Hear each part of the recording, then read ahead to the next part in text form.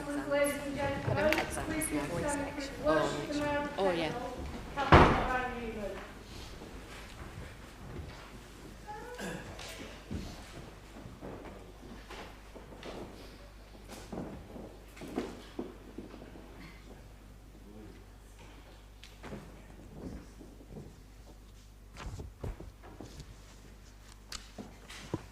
Good afternoon, everyone.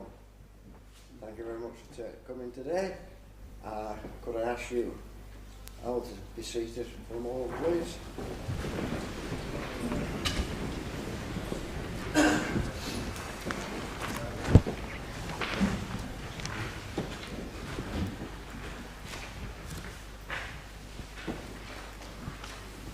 Right, can everyone hear me? Okay, right, thank you. This is the election of the Mayor of the Borough. The mover, please. Thank you, guests, councillors, ladies and gentlemen. On behalf of the Conservative Group, I've been asked to say a few words about the motion which is before us. Becoming a mayor is a great achievement and something that is to be treasured. Especially more so if you look at the journey which Councillor Aslan and his family have been through. His family fled India in 1947 during the war and when Pakistan was formed. During this period, many members of Aslam's family were killed. Aslam came to the UK in 1966 with his mother. His father was already in the UK, and Aslam is one of 5 siblings. Aslam, as a background, is married to the mayoress, his wife, Shameen, and I'm sure this is a really proud moment for all the family, including their 5 children. Like some of us in this council chamber, Aslam attended a local school, Loamshire Primary School. In them days, Loamshire Primary School was based on Loamshire Road, and the building still stands today. After Loamshire Primary School, Aslam attended Mansfield High School. Not that I attended Mansfield, I was an agenda.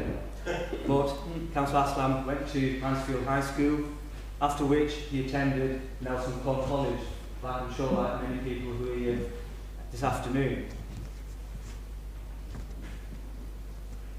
He had a special interest about vehicles and went on to study motor vehicle engineering at college.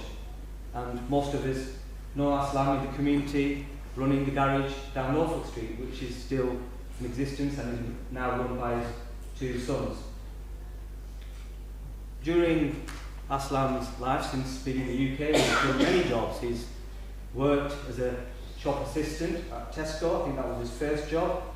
He's worked in Borough at Sam Holding in Borough and then Longtex in Barnoldswick. But like I said, most of us know Aslam as a motor mechanic down at the garage in Norfolk Street, Nelson. And those of us who know Aslam over the years, we know what a hard worker he is, a real grafter, gets stuck in. And we remember the former Palatine Club, which got burned down, and Aslam was involved in the rebuilding of that fantastic building. After which he also built a huge house for his family on Cobden Street. So I'm sure the qualities of hard work will put Aslam in good stead for the coming year. And I was a bit surprised with the next part, which I'm going to talk about, is Aslam was quite athletic and sporty. Played rugby, which I didn't know about. So he played rugby and football. Football I was a bit surprised with, to be honest, but come to think of it, I can picture Aslam as tough, I don't know, midfielder, Roy Keane, or more likely a Vinnie Jones, I think. That's not the case. So, like I said, the mayoress will be his lovely wife, who I'm sure will do a fantastic job raising funds for some local charities who do amazing work for our residents in Pendle. And the charities they've chosen, Pendleside Hospice, fantastic work that they do, Borough, Pendle and beyond. And also the Armed Forces Sport Group, which are based in Borough, again, do amazing work for people who have served in the armed forces.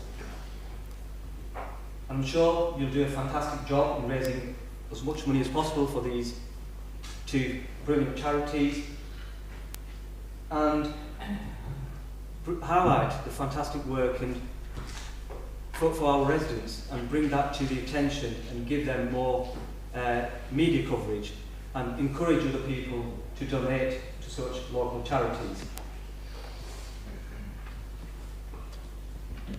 I don't want to make this too long, Mr. Mayor, but in conclusion, I think this is a really special day for Aslam, his wife, children and the rest of the family and friends who are present this afternoon. And I'm sure it will be a memorable year, enjoyable year. And I'm sure with the qualities Councillor Aslam has in terms of his hard work and dedication, I'm sure he will do an amazing job representing Pendle and highlighting the unique and special qualities of Pendle, in Pendle and beyond. Accordingly, it gives me great pleasure on behalf of the Conservative Group to move the motion which is set out that Councillor Mohammed Aslam be hereby elected Mayor of the Borough of Pendle for the municipal year 2004-2025. I move. Thank you. Are we seconder, please? Mr. Mayor, I'll second that gladly. Thank you. Supported by Councillor Mahu. Please. Right. Thank you, Mr. Mayor. Would you like to say a few words, please? Mr. Mayor, as a former Mayor of Pendle and leader of Pendle Borough Council, I'm delighted and honoured to support this motion for Councillor Mohammed Aslam to be elected as Mayor of Pendle Borough Council for 2024-2025. This is a high and a responsible position, and I'm sure Mr. Mayor-elect and Madam Mayor-elect will be great ambassadors for the Borough of Pendle. And you will leave a lasting impression wherever you go on the people and organisations that you lead. I know that Madam Mayoress-elect has not been too well very lately. We wish her best of health and speedy recovery. Her support for the Mr. Mayor-elect and the chosen charities will be greatly appreciated. We know that Mr. Mayor-elect will be doing his very best that he can in contributing to the services of the office and where necessary raising the profile of Pendle within the community. You are very hard working and a very helpful person. I hope you both have a successful year and you enjoy your year in office. It is a significant time as we mark Pendle at 50. On behalf of the Independent Group, my congratulations to you both.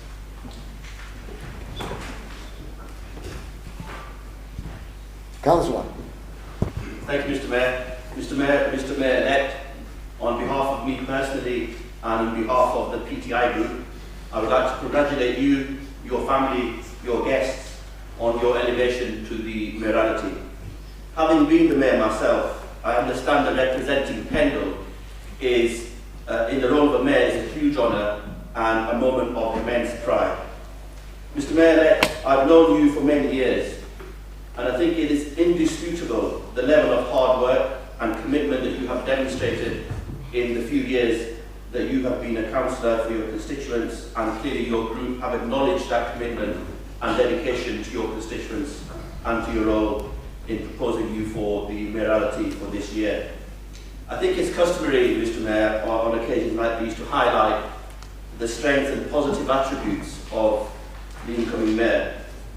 Well, Mr. Mayor, you have a number of positive attributes. I won't talk about the football and the rugby because Councillor Ahmed has already touched on that.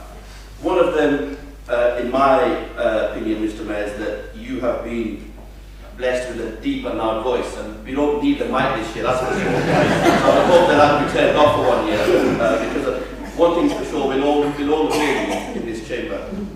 But Mr. Mayor, in all seriousness, one of your biggest attributes is that you're a straight talker.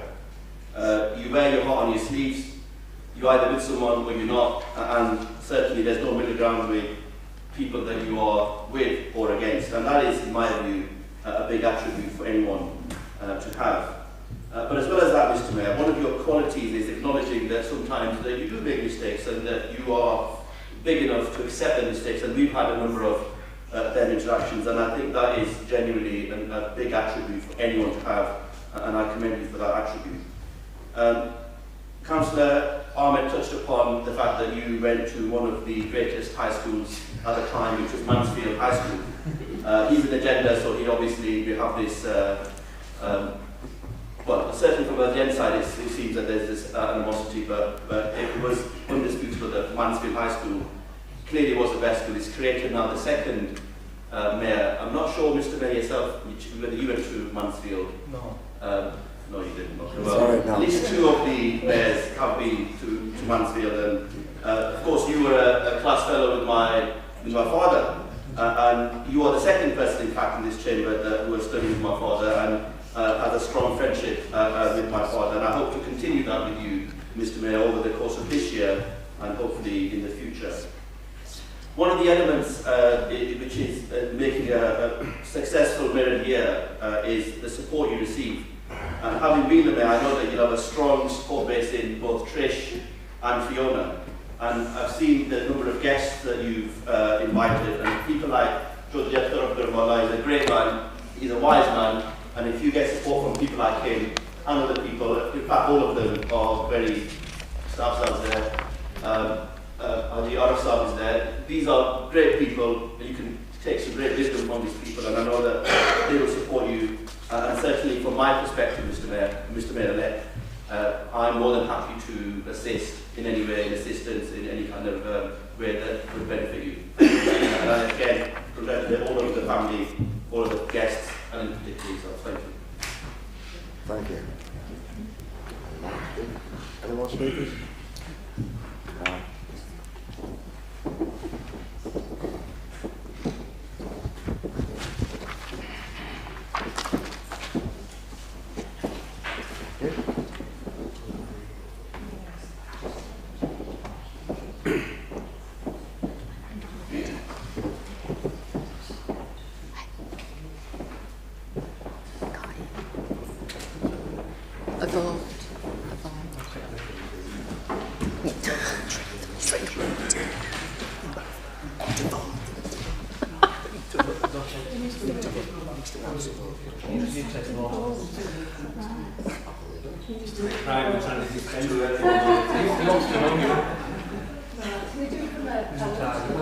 Yes. Okay.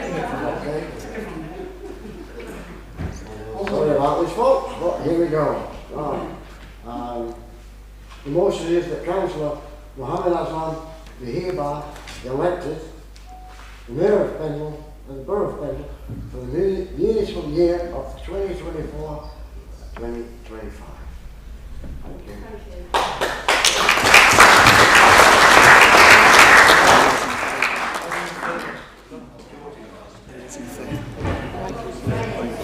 Yes, all in favour, come on.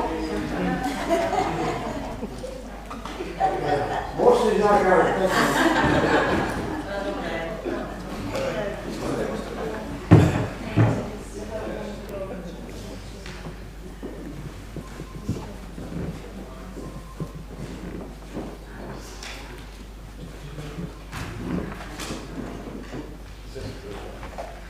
Thank you.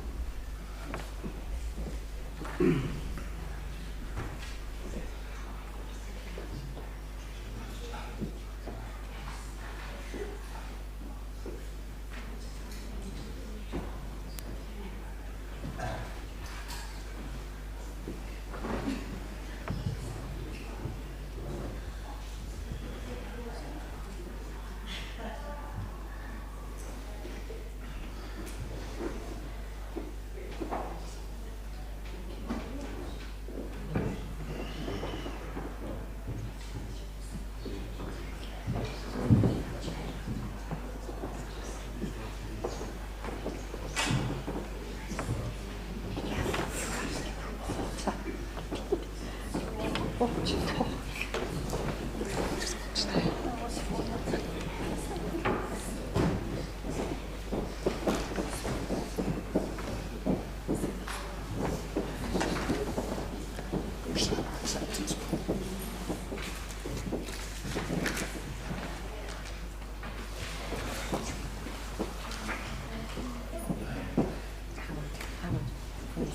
Needs to read that. You read that.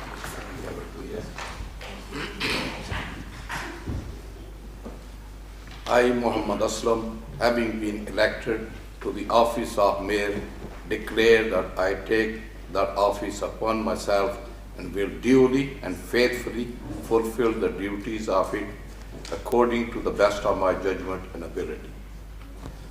I undertake to observe the code as to the conduct which is expected of the members of Pendle Borough Council. Date 16th May 2024.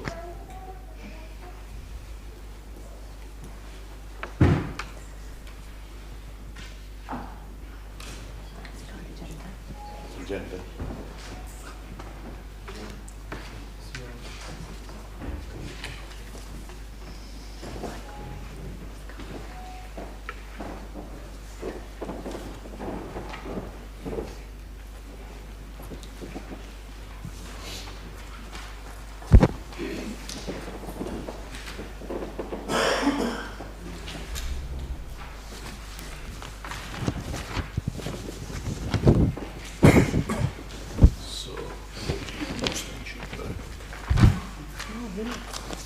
Oh no. Bismillahirrahmanirrahim. Civic guests, fellow councillors, officers of the council, family and friends. Welcome to you all and thank you for joining me on this special day.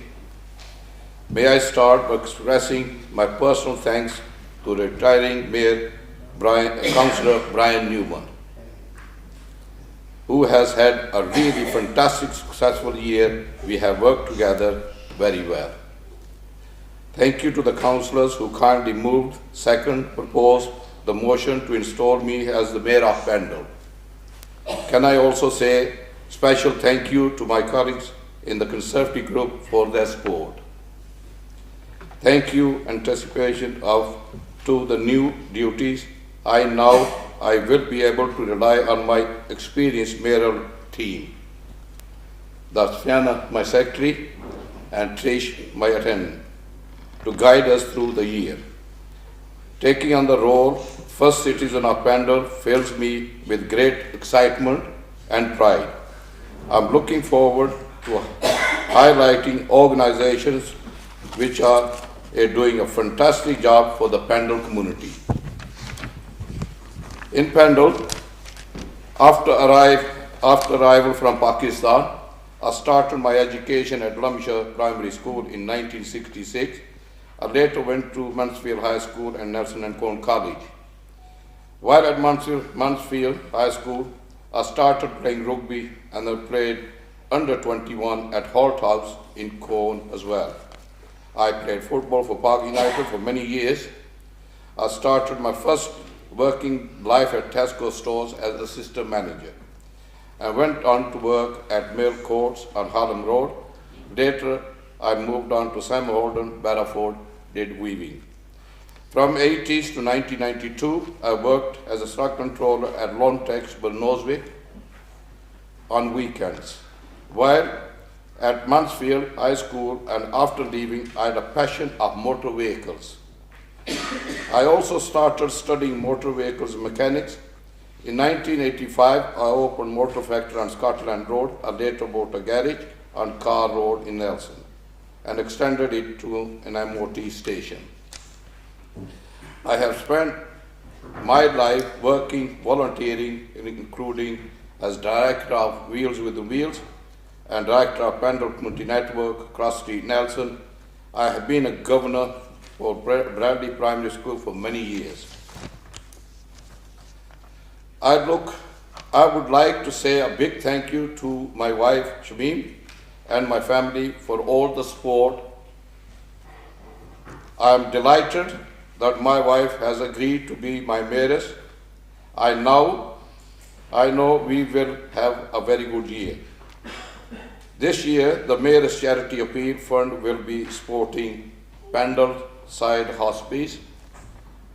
Number 2, Armed Forces Support Group. I hope to raise awarenesses, promote volunteering, and raise charity funds for them. The Mayoress and I look forward to a very varied and constructive term of office, which includes the special milestone of Pendle at 50. Thank you very much.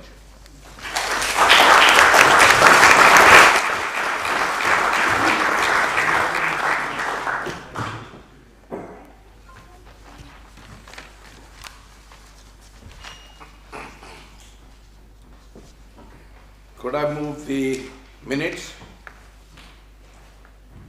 I'll second that, Mr. Mayor.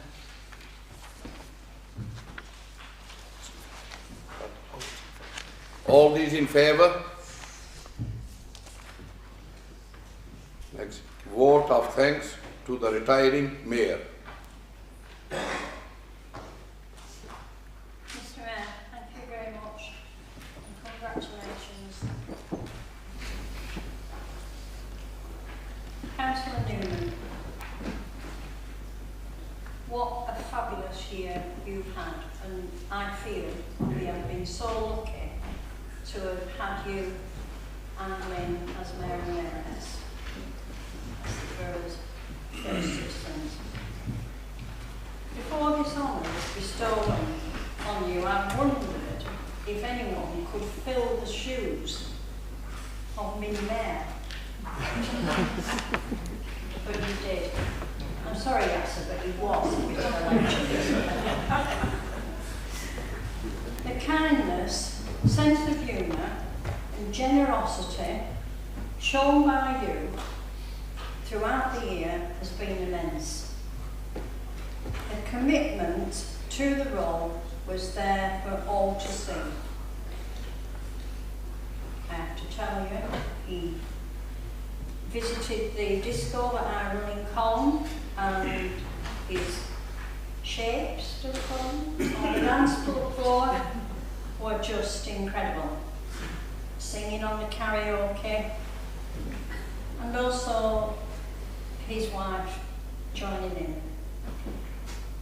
It was clear to see to us that we had a special bond with our people, our guests. And I'm sure every event he attended throughout the year, he and the Mayoress will have been very much appreciated. Thank you to you both. You can now sit back and enjoy life. I can't leave this without mentioning the Mayoress. I know that Lynn was extremely nervous about taking this on, but you rose to the challenge wonderfully. So a huge well done to you. God bless you both and thank you.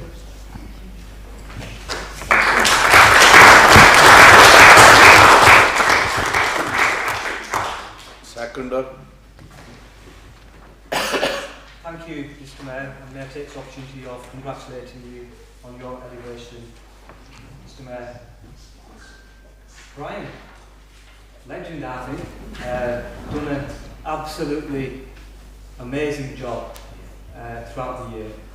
Attended so many events, and I think just following on from what Doss has just mentioned in terms of what really stood out for me about Brian during his mayoralty was the personal touch, the human touch with people, and the empathy, and how he could relate to people, whether the kids, whether the adults, whether the elderly people.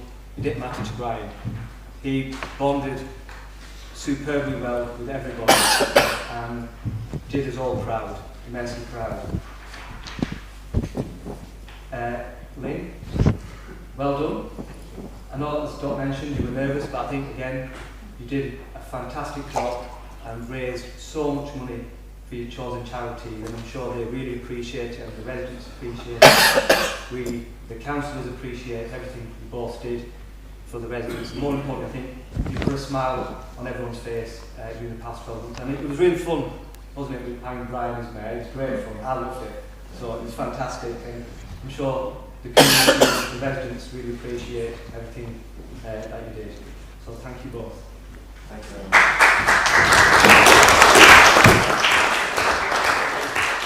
Voted by. Thank you, Mr. Mayor. Can I also congratulate you on your elevation? I would like to thank and congratulate our great Mayor and Mayoress, Councillor Brian Newman and his wife Lynn, for all they have achieved during the mayoral year. Your time, dedication and hard work over the last 12 months are very much appreciated. Councillor Newman, as Pendle's first citizen, you have achieved so much. At the start of the mayoral year, for example, you opened the new Team Rise building, which helps adults with learning disabilities and autism. You also opened the new dementia-friendly garden, which took place at Fieldale Hall for all the people in Cole. You showed your support for the excellent work done by the Good Life Project and Arts for Wellbeing. The two projects came together to produce an art in the natural world exhibition. I know that with your agricultural background, you have been very knowledgeable and interested. This is just a taste of some of the activities you have taken part in. I know you have thoroughly enjoyed getting out and about, meeting local people and hearing about the amazing work that they do. You have actively promoted pride in Pendle. Mr. Past Mayor, you have always been there for the people of Pendle, always willing to reach out, trusted, and you're a genuine warm person to speak to. A brilliant, capable public servant. You're also someone who you could just have a conversation with and enjoy your company. Mr. Past Mayor, you don't get many people as special as you. Thank you.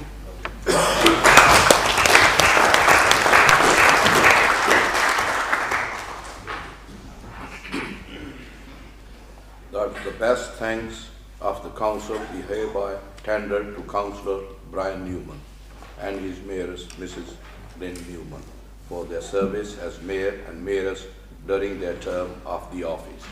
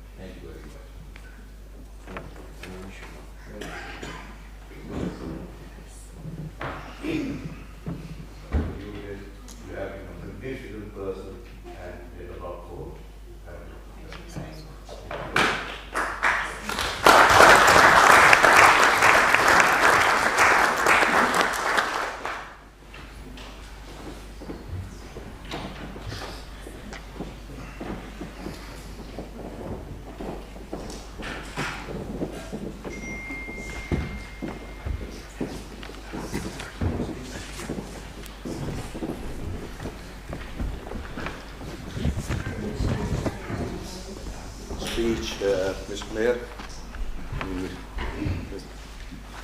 Well, I'm overwhelmed by the support that we have as mayor and my wife. And, we've had a tremendous year. I hope we put a few smiles on people's faces.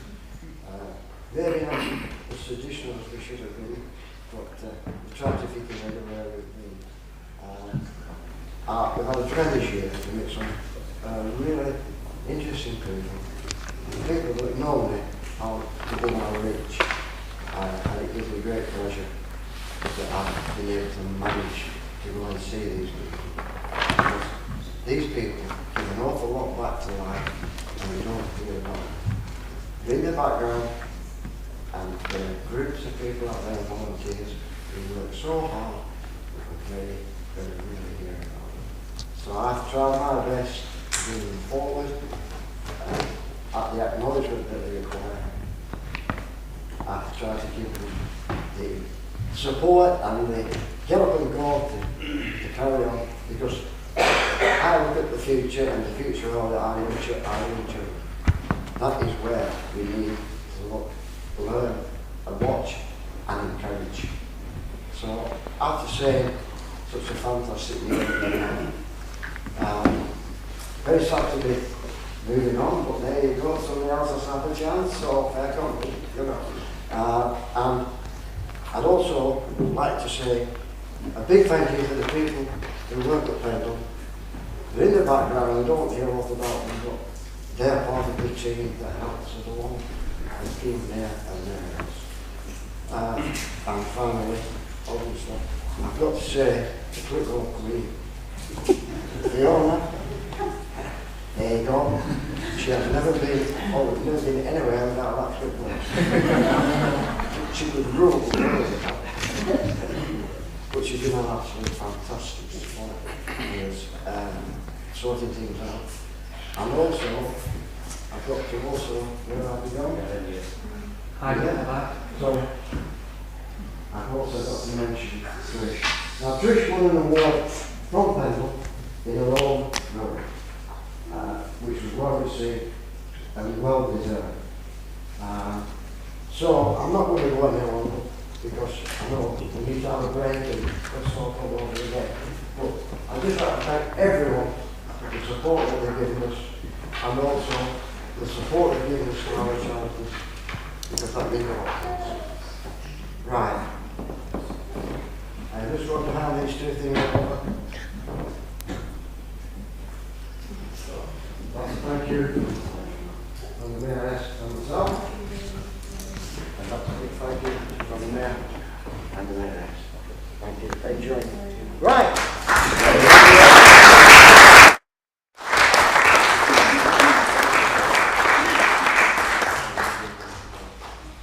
Next is the appointment of Deputy Mayor.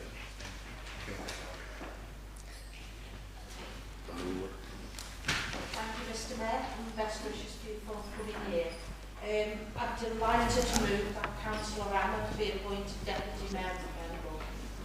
I first met Anna when we sat together in the early days of Nelson Town Council, and over those years I've come to know him well. I know him as a kind, committed and caring individual who always puts the concerns of Pendle residents first. I also know that he's an amazing athlete who could give Usain Bolt a run for his money when confronted with a loose dog. In fact, if I remember rightly, he once displayed those skills when a Persian cat came down a garden path to greet us. But all jokes aside, I'm confident that Anna will bring the dignity and respect that this position deserves, and that he will carry out his duties with his usual good humour and humility, and will be an essential support to our new mayor, who I congratulate on his appointment this evening. So, once again, as a ward colleague, a comrade, and most of all, a friend, I move that Councillor Anna be appointed Deputy Mayor of Pendle.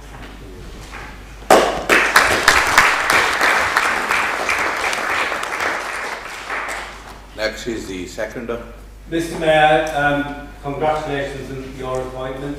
Can I second the appointment of Councillor Ahmed as Deputy Mayor of Pendle Council? I haven't known Councillor Ahmed as long as Yvonne, but I have worked with him in recent years and it's been a delight, and I'm sure that he will do an exemplary job as Deputy Mayor and then in the fullness of time as Mayor of Pendle. I'm delighted on behalf of the Liberal Democrat Group to second this proposal.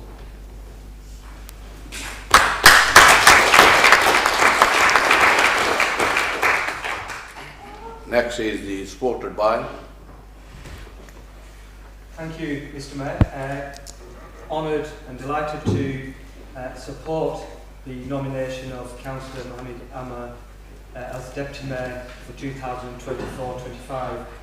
I've known Amma for a number of years. He's a real gentleman, always smiling. I think that's one thing I'll say about Amma. He's always smiling, and I think he'll do a fantastic job in his role as Deputy Mayor, along with his wife. And I'm sure they'll give you the support that you, Mr Mayor, no doubt will require during the year. And I'm also delighted because Amma is a fellow Borough resident, so I'm doubly delighted to support the nomination of Mohammed Amma.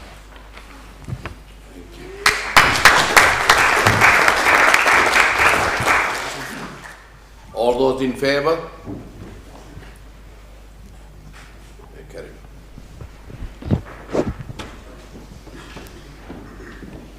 Next is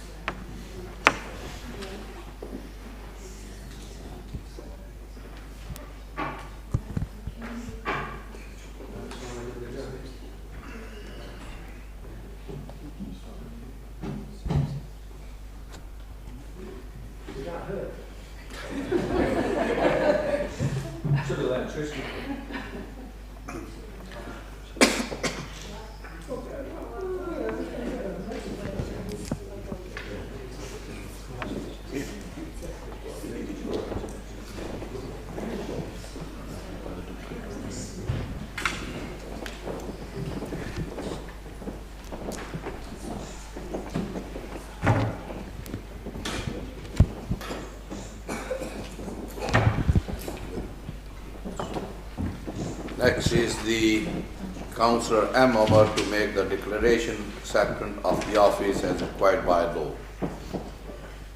I, Mohammed Amma, have been appointed to the office of Deputy Mayor, declare that I take that office upon myself and will duly and faithfully fulfill the duties of it according to the best of my judgment and ability. I understand to observe the code as to the conduct which is expected of the members of the Pendle Borough Council.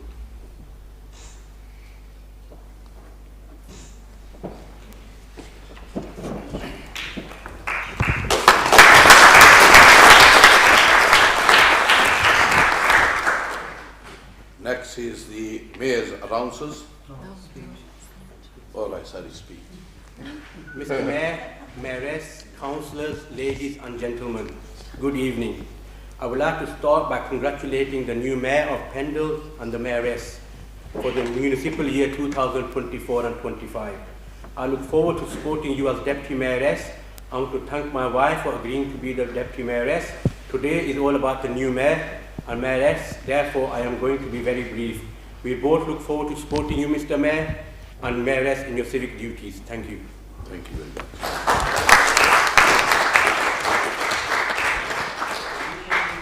Next we move on. Mayor's allowance, that an allowance of £6,130 be paid into the Mayor for the purpose of enabling him to need the expenses of the office, and that such allowance be paid to the credit of the Mayor at the Council's bankers, and any credit balance remaining, the date of the next annual meeting of the Council be reapproved to the Council's account. Could someone move this? Mr. Mayor, I would like to move the recommendation set out. And someone to second that? Mr. Mayor, I will second this. As most people know my views on the mayoralty, I will be good every penny, but there you go, I second. Thank you very much. All those in favour?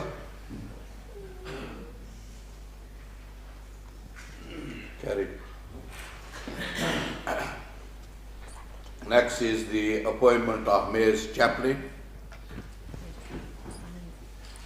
The Mayor to report that he has appointed Reverend Rick Omrad, Father Gary Kelly and Imam Kari Khalid Mahmood to the office of Mayor's Chaplain for the municipal year 24-25 and the duly signed such appointment to the council.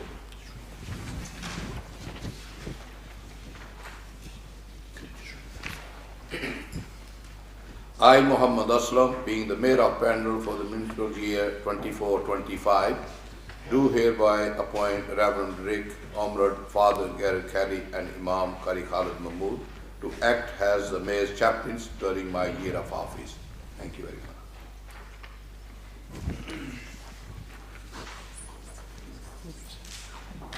So we leave the chambers for 15 minutes. So we come back in the chambers exactly in 15 minutes time. Thank you very much. Yeah, back at 7 o'clock. Councillors, ladies and gentlemen, please be upstanding. Please worship the Mayor of Pendle, Councillor Mohammed Aslam.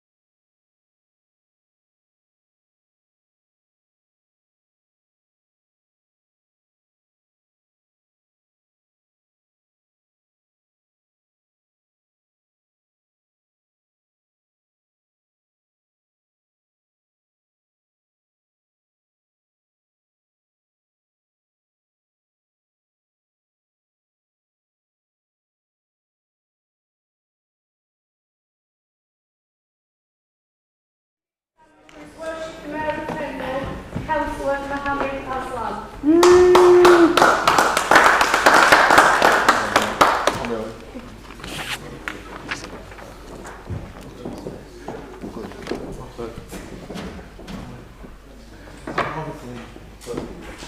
Thank you, gentlemen.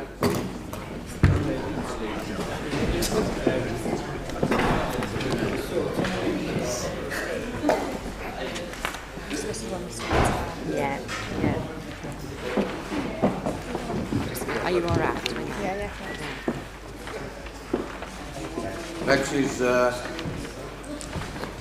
Next is item number 7, declaration of interest. Apologies. There's no apology. No, you can do apologies. Yes. Apologies. Mr Mayor, apologies from Councillor Ormer. Thank you.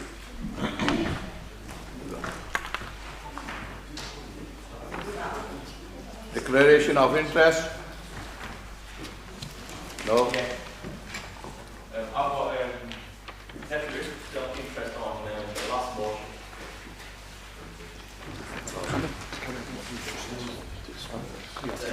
Licensing one, so I've got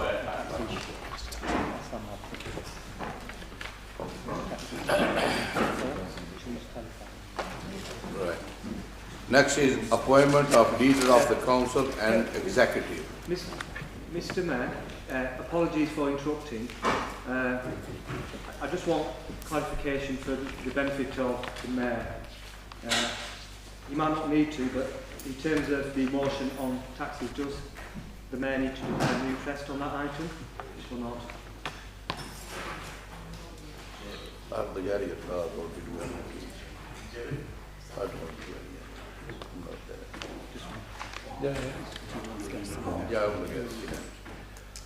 It's over licensing of the patch shop, so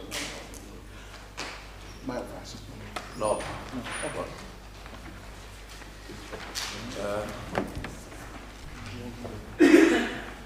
Next is appointment of the leader of the council and executive. Councillor Whip. Mr Mayor, as we all know, the elections saw a little change in Pendle, in that my group took a seat from the Conservatives, and we welcome Councillor David Hartley to the meeting this evening. Apart from that, the significant issue was a change of title, because those members who were previously being members of the Labour group changed to become independents and stood as such in the elections, and there were no changes in terms of personnel, but we have a unique situation in this council chamber in that there are no Labour councillors for the first time, I think, in Pendle Council history, and certainly as long as I have known Pendle Council. Last year, our group and the then Labour group formed a shared administration based on a set of policy objectives, which I'm delighted we managed to work our way through and probably achieved about 50% of them. And I think our crowning glory was, for the first time that I can remember, setting a balanced budget for this current financial year without the use of a single penny piece of reserves. And that, I think, was quite a significant and pleasing achievement. So, Mr Mayor, there is a track record of the people in the independent group, the people in my group, doing not a magnificent job, but doing a good job for the residents of Pendle. And I say not doing a magnificent job because of the constraints of government funding, the awful things that were having dumped upon us, and I use the word dumped on us in the sense that we've got waste where there are millions of pounds needed to be spent in terms of waste collection and waste transfer in very short order. So we've got all these problems and we can't do all of the things that we'd like to do, but I think, Mr Mayor, that we're doing a pretty good job. So I am going to propose, Mr Mayor, that Councillor Asjad Mahmood is appointed as leader of the council, and the second point of it, the appointment of deputy leader, I'll leave silent for the time being. This proposal is on the basis of the new, revised, updated agreement that we have, which continues with the good work that we have started, attempts to face some of the new challenges that we will be faced with in the 12 months to come, and hopefully does the very best that we can for the residents of Pendle in the 12 months ahead of us. So I would like to move Councillor Asjad Mahmood as a leader of the council. I move. Have you a seconder? Councillor Iqbal. Mr Mayor, rather to second Councillor Whip's proposal that Asjad continue as leader of the council, and just pick up on a few points that Councillor Whip has said, that clearly the shared administration last year inherited quite a difficult task to do, and I think between both the leader and the deputy leader, they've done a sterling job on behalf of the people of Pendle and protected frontline services fundamentally. And we all know that the next few years are going to be challenging, but I have every confidence in Asjad as leader of this council to face up to those challenges and take this council forward.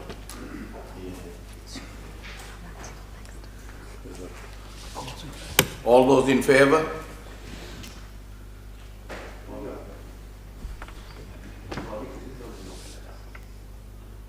Thank you. All those against? Against? No.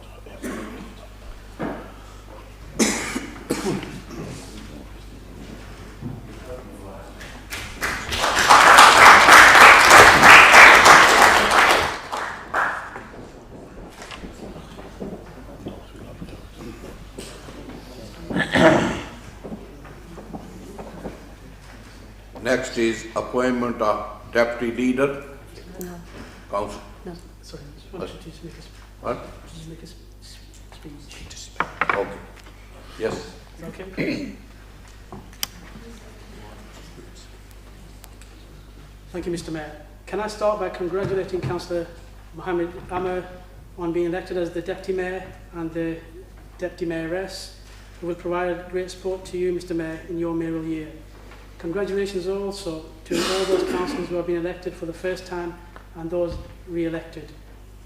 Mr Mayor, last year was a challenging but exciting year for Pendle Borough Council, as many of our projects and regeneration schemes got well underway. 2024 is a special year because we are celebrating 50 years of Pendle, the place, the people and its values. Our shared administration will once again be taking forward an ambitious programme of delivery over the next 12 months. I'm pleased to say that great progress was made against our corporate plan actions for 2023-24. We've updated our actions for the year ahead so we can continue to improve our services for local people. We have reviewed the liberated contract and property services, and learning and development are now back in-house. Work continues to ensure we get value for money for services provided by Liberator. Meanwhile, we're developing a customer contact strategy to ensure our customer contact channels are effective and meet their needs. In the medium term, there are financial challenges ahead. The Conservative government has been cutting Pendle Council funding since 2010, since they have come into power. For the 2024-25 financial year, their shared administration has delivered a balanced budget. But looking ahead with the more Tory cuts, the next 2 years will see us with estimated budget gaps of 1.5 million and 1 million respectively. Bridging these gaps will require innovative savings or using large amounts of reserves, so we will need to consider the challenge of balancing the budget for 2025-26 very early. Waste management is also facing significant challenges over the next 2 years as we work towards introducing a weekly food waste collection scheme for all residents by April 1st, 2026. We also need to develop a waste transfer station, either jointly with the neighbouring council or on our own, after the Tory County Council ended its agreement with its waste management provider. This means the local transfer station is no longer accepting Pendle's domestic waste from April 2025. Last year remained a difficult year internationally, nationally and locally, with global events affecting all of our communities. The cost of living crisis continues to be a challenge that many people in Pendle face. To support residents, we have administered grants through the Household Support Fund 4 scheme, with over 8,600 households benefiting from direct payments and over 2,000 households accessing support via the food banks and citizens' advice. Household Support Fund 5 funding has been extended now and remains open until the end of September 2024. We'll continue to support families through the school holidays via the holiday activities and food programme. Last year, more than 2,000 children and young people accessed this provision. We want to make sure that all those who are struggling to manage everyday tasks at home get the support and adaptations they need as quickly as possible. We are actively exploring all options to reduce waiting times and speed up the delivery of disabled facilities grants. I'm pleased that the progress is being made on this. Our regeneration work remains a top priority. For us, we make improvements across the borough.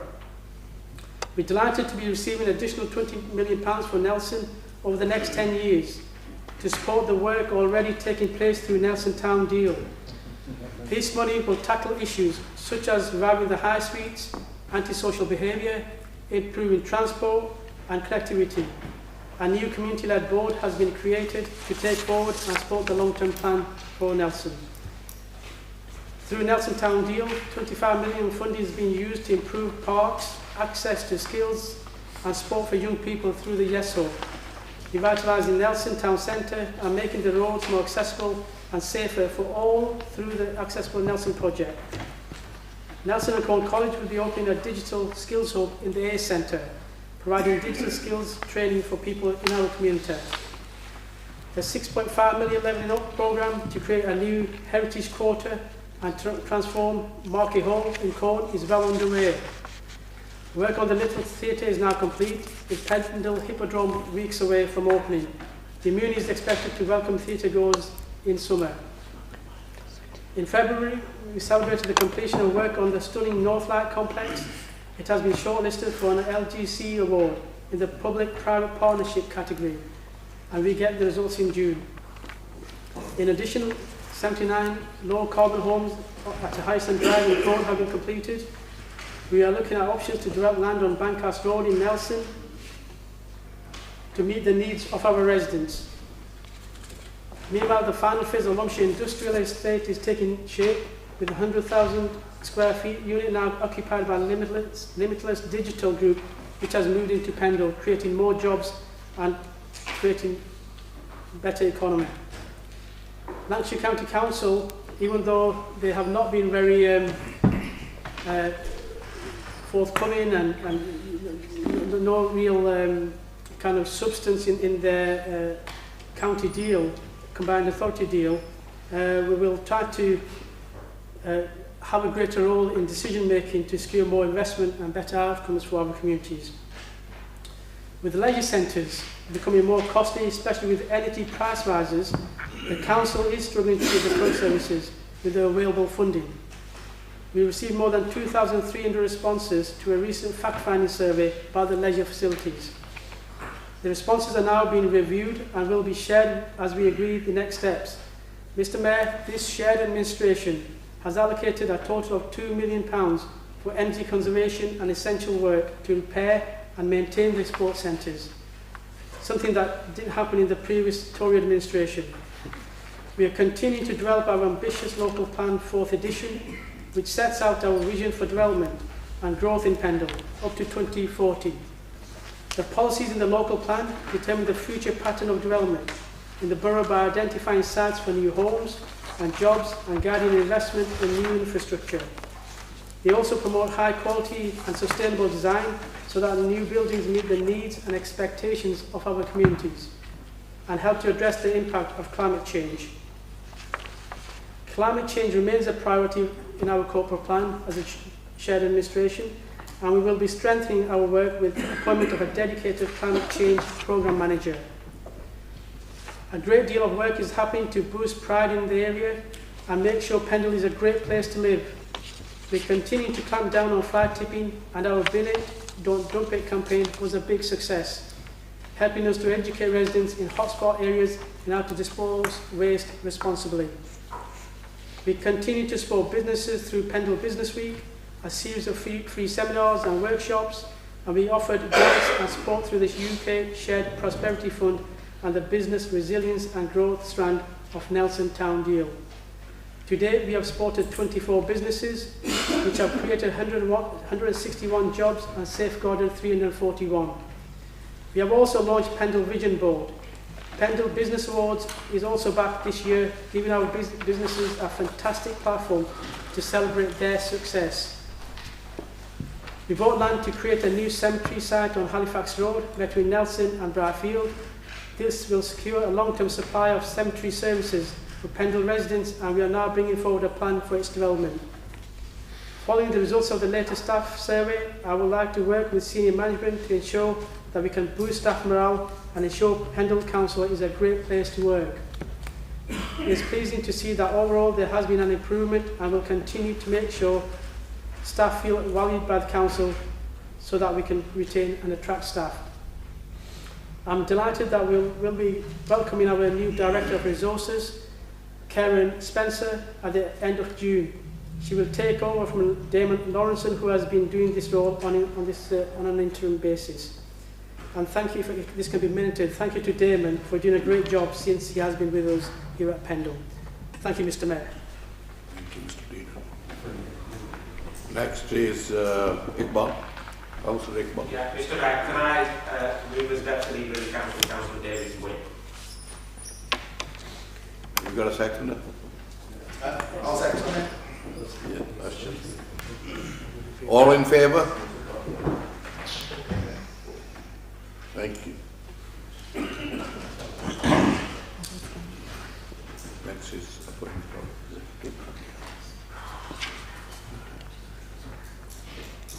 of executive. Thank you, Mr. Mayor. Mr. Mayor, the members of the independent group on the executive will be obviously myself as leader, Councillor Mohammed Iqbal, Councillor Mohammed Hanif, and Councillor Zafar Ali. Mr. Mayor, can I announce, as well as myself, Councillors Dorothy Lord and Councillor Tom Whip as the Liberal Democrat members of the executive board.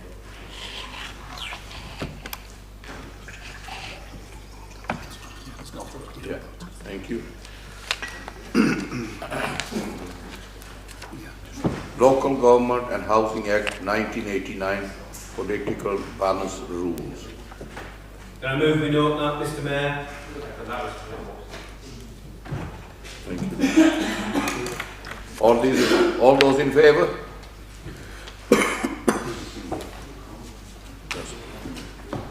Next is appointment to committees. Accounts and Audit Committee, 5 members.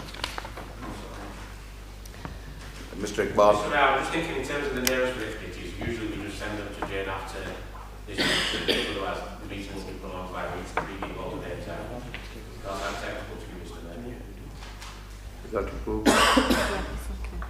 Right. That's carrying on. Next is Development Management Committee. No. All the committees? Yeah, thank you.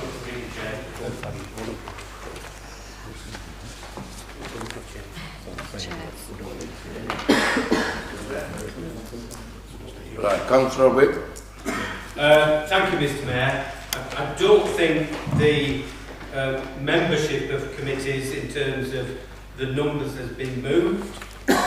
So I will move a slightly amended schedule, and I do so because the independents, the two gentlemen sat over in the corner there, they've constituted themselves as a group, and they are entitled, according to the political balance rules, to 3 committee positions.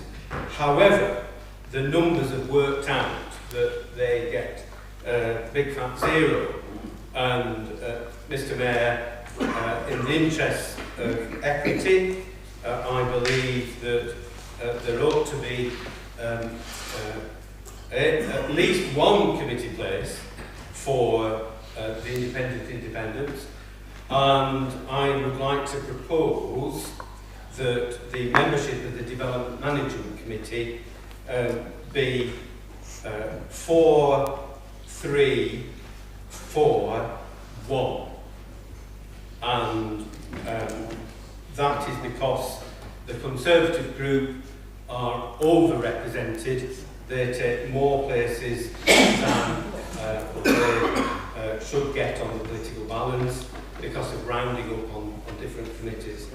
And Mr. Mayor, I think the proposal for 4 Conservatives, 3 Liberal Democrats, 4 Independents and 1 independent would be more appropriate. So I would move that as a proposal and hope that that would be accepted. Councillor Yasser. Thank you, Mr. Mayor. Mr. Mayor, can I firstly thank Councillor David for making that suggestion in a way being an advocate for the, as he says, independent PGR. Now, it's right to say that when Jane has done the figures, and we've got the figures there, that we should get 3, but because of the arithmetic and complex calculations, it's not possible. But, Mr. Mayor, I would suggest, and Howard can confirm this to you as the Mayor, as the legal guidance, and I would chat with Howard about this. There's nothing preventing, that might be the way the Constitution is, but there's nothing preventing, if this Council as a majority votes through that motion, there's nothing preventing this Council to pass as a motion, regardless of what the political, the makeup of the structure is. So, I'm sure you seek that guidance, Mr. Mayor, and other cabinet members might want to seek the same, but there's nothing stopping this Council, there's no sanction, if I can call it, on this Council if they were to move that motion. So I would wholeheartedly agree, and again, I second that motion, and I will support that, and again, thank Councillor Whip, and I would ask for a name vote on that particular element. I'll second it. Okay. Councillor Iqbal. No? I'm just waiting for what the advice is from the... Yeah, well, that's for the council. Yes. Can I just clarify? I mean, the biggest motion was that we voted on the Local Government Housing Act 1989, and that vote was taken. So that's why I'm seeking some legal advice there. I mean, obviously this doesn't affect our group, it affects the Conservative group, and I'm sure they'll have something to say if they want to say something. But I'm just asking through you to the council solicitor that if we voted, if we're bound by the Local Government Housing Act, Housing Act 1989, are we allowed to deviate from that if that's more? I mean, no, we're going to be close to it. I just want some clarity, that's all.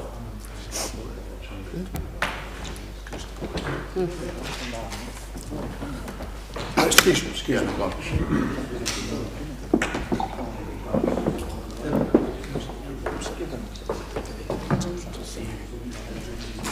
Mr. Mayor, whilst the officers are conferring, Can I just, Councillor Whip? Yeah. I think Nadeem put his hand first. Okay, Please. I was coming in on the standing order issue. Okay. So on the political balance rules, the requirement is that there is political balance both overall and within committees, and the overall balance is in balance if the independents don't get any committee places, and they are deficient by 3, and the Conservatives on the proposal set out in the papers are over-represented by 1. And when you look at Development Management Committee, because of its size, the independents should get 0.72 of a place, which clearly should be rounded up to 1. Therefore, bringing the Conservatives down there achieves true proportionality in terms of their group and eases the disproportionality in terms of the independents. So therefore, what I propose is closer to adhering to the political balance rules than what was on the paper circulated. Do you want Councillor Nadeem to speak first? Well, just explain. okay. Sorry, let Mr. Howard speak and then you. Please. Thank you, Mr. Mayor. Yes, slightly unusual situation. As I understand it, item 9 has been was moved and seconded and carried, but that's merely an endorsement of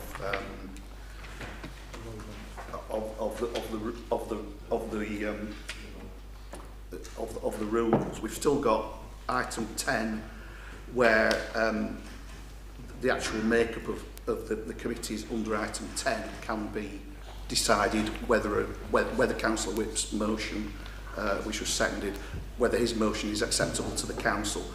I believe that vote could be taken and that the one seat that's been proposed could either be approved or rejected according to the council's wish. That's my advice to the council. Councillor Nadeem. Thank you, Mr. Mayor. I beg to differ. Whilst I have nothing against Pendle's true independence, and I think they're doing a marvellous job in terms of representing their residents, but we have already discussed and moved on from items 9, item 10. So we were on item 11, which is appointment of chairman. Yes, we have. We've moved on from them 2 items. The decision's been taken on both of them. In terms of item 9, this was a note for review, which was moved. We went to item 10. Councillor Iqbal suggested that we present the names to Jane, and we moved on to appointment of chairman. And we seem to have now gone back to change what's happened, and I disagree. Not that there's nothing personal against the PTI group, but we've had situations in the past where Councillor Whip talks about over-representation. We've had numerous occasions over the years where the Liberal Democrats have been, in Councillor Whip's words, have been overly represented. But we've accepted what the officers have put down in terms of figures, and we've moved on. I think it's unfair now at this stage to be saying that we, the Conservatives, which is still the largest group on Pendle, to be giving up a seat. I would suggest if the other independent group or the Liberal Democrats are feeling so generous, perhaps they would want to give up one of their own seats and allocate that to PTI instead of penalising the Conservative group. Could I bring Rose in, please? Thank you, Mr. Mayor. Just to clarify the situation, the legislation on political balance requires us to do some rounding because we can't cut people up to allocate people to committees. So as a result, there's always an element of rounding and adjustments to get the political balance. Now, clearly, the original proposal here, as printed on the agenda, was for one particular type of rounding, which is close to what the legislation says and as close as we could potentially get. The alternative that's actually been proposed, the amendment, actually is also within the spirit of the legislation. So it doesn't sit outside the spirit of the legislation. So we're content having looked at the technical advice from the Head of Democratic Services and the Head of Legal, that it sits within the spirit of the legislation.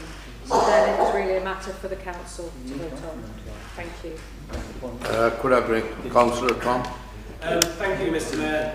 I just wanted to clear up, Councillor Dean Ahmed said that we've moved on from item 10. No, we have not, Mr Mayor. Councillor Whip has proposed a motion on item 10, and item 9 has been noted. Now, item 9 is the white sheet you see here. That has only been noted, it's not a moved and seconded motion, and it sets out the political balance rules. If you read paragraph 8, it goes on to say what the Chief Executive has said, that both the Conservatives and Independents have a strong case to be rounded up on the committees. However, that is a judgment made by the officer staff who wrote the report, and it's not in fact the only way that the political balance can be achieved. And it is in our judgment as the Council as a whole to decide on the outcome of those political makeups of the groups, as long as they conform to the overall political balance rules made out in the legislation. It is therefore entirely appropriate for us to reallocate seats to be more representative of all the parties on Pendle Council. And as you can see on paragraph 5 of item 9, Pendle's True Independents overall have 3 allocations, which they do not see on the rounding from paragraph 7. I think it's wholly appropriate.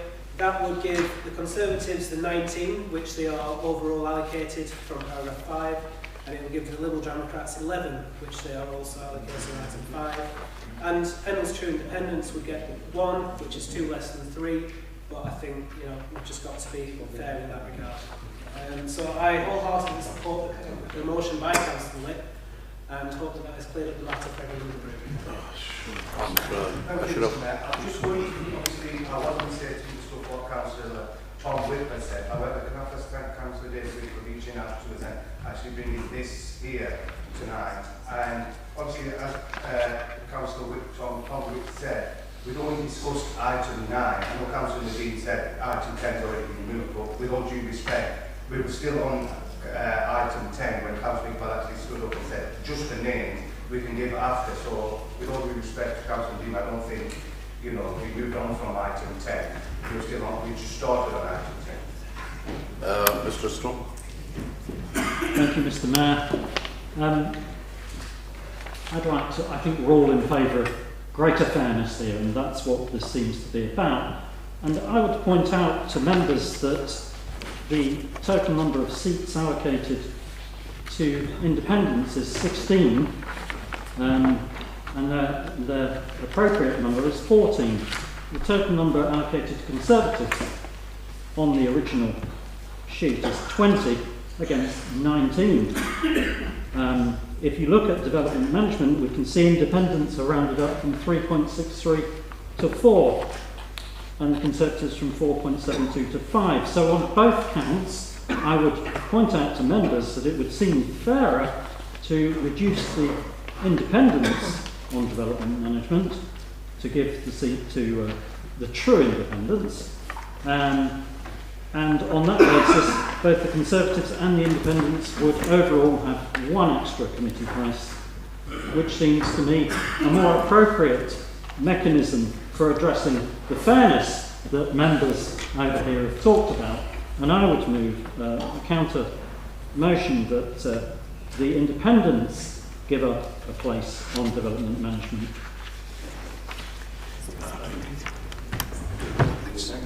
I'll second that.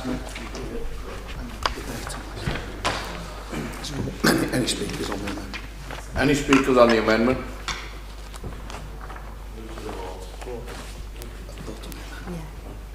Would we vote on the amendment? All them in favour?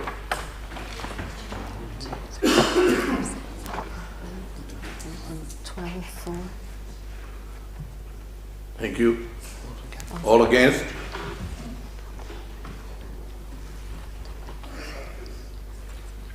$19 again. So that's lost. Back to the original motion. No. We need a second for the name to vote proposal. Could we vote for? No, we need a second. Second. I will second that, Mr. For the name. For name vote. So we're going to go for the vote for the name vote. The procedure for the benefit of any new members here is that your name will be read out and you will either say that you are for the motion or that you are against at the point where your name is called out. So I'll proceed to read the names now. Adnan Mohammed. For. Ahmed Faraz. For. Ahmed Nadeem. Abstain. Ahmed Sajjad. For. Ali Zafar. For. Amma Mohammed. For. Anwar Ruby. For. Ashraf Naeem. For. Aslam Mohammed. Abstain. Butterworth Neil. Abstain. Church Chris. For. Coburn Price David. Against. Coburn Price Sarah. Against. Gallia David. Abstain. Hanif Mohammed. Hartley David. For. Iqbal Mohammed. For. Iqbal Yasser. For. Kaleem Mohammed. Abstain. Land Susan. For. Lord Dorothy. For. McGladdery Kieran. Mahmood Azjad. For. Newman Brian. For. O'Connor Richard.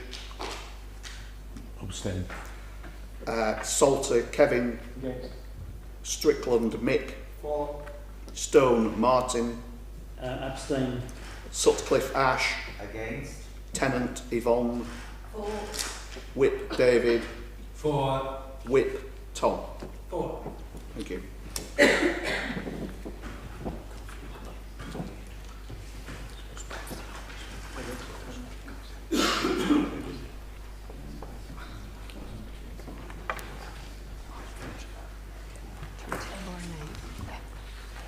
24, 4 against, and 8 abstentions. You have to read that. 24, 4 against, and 8 abstentions. So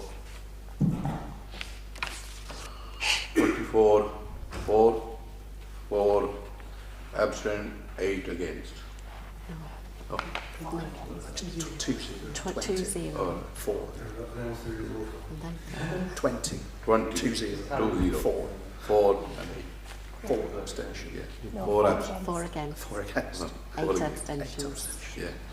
So it's carried. So it's carried. Councillor Iqbal. Yeah, so Mr. Mayor, just carrying on in the spirit of fairness then, and obviously if we're giving one seat to the PTI group on development management and there's 2 of them, the other one's going to feel left out, so can I through you suggest as a PTI group suggest which other committee they'd like to see on, and then we can discuss that.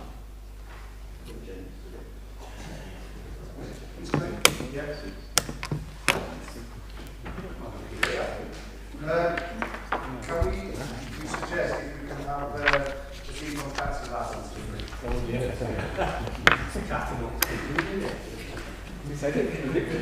Have you got a seconder? I'll second that. Right. All those in favour? No. He's moved that they'd like an extra sheet, but I suggest that's at the expense of the Conservative group. Surprise. I'm suggesting that to Councillor Ashford, who is happy to accept it. Let's second it.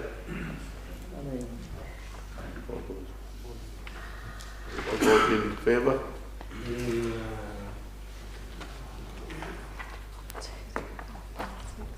8, 9, 10, 11, 4.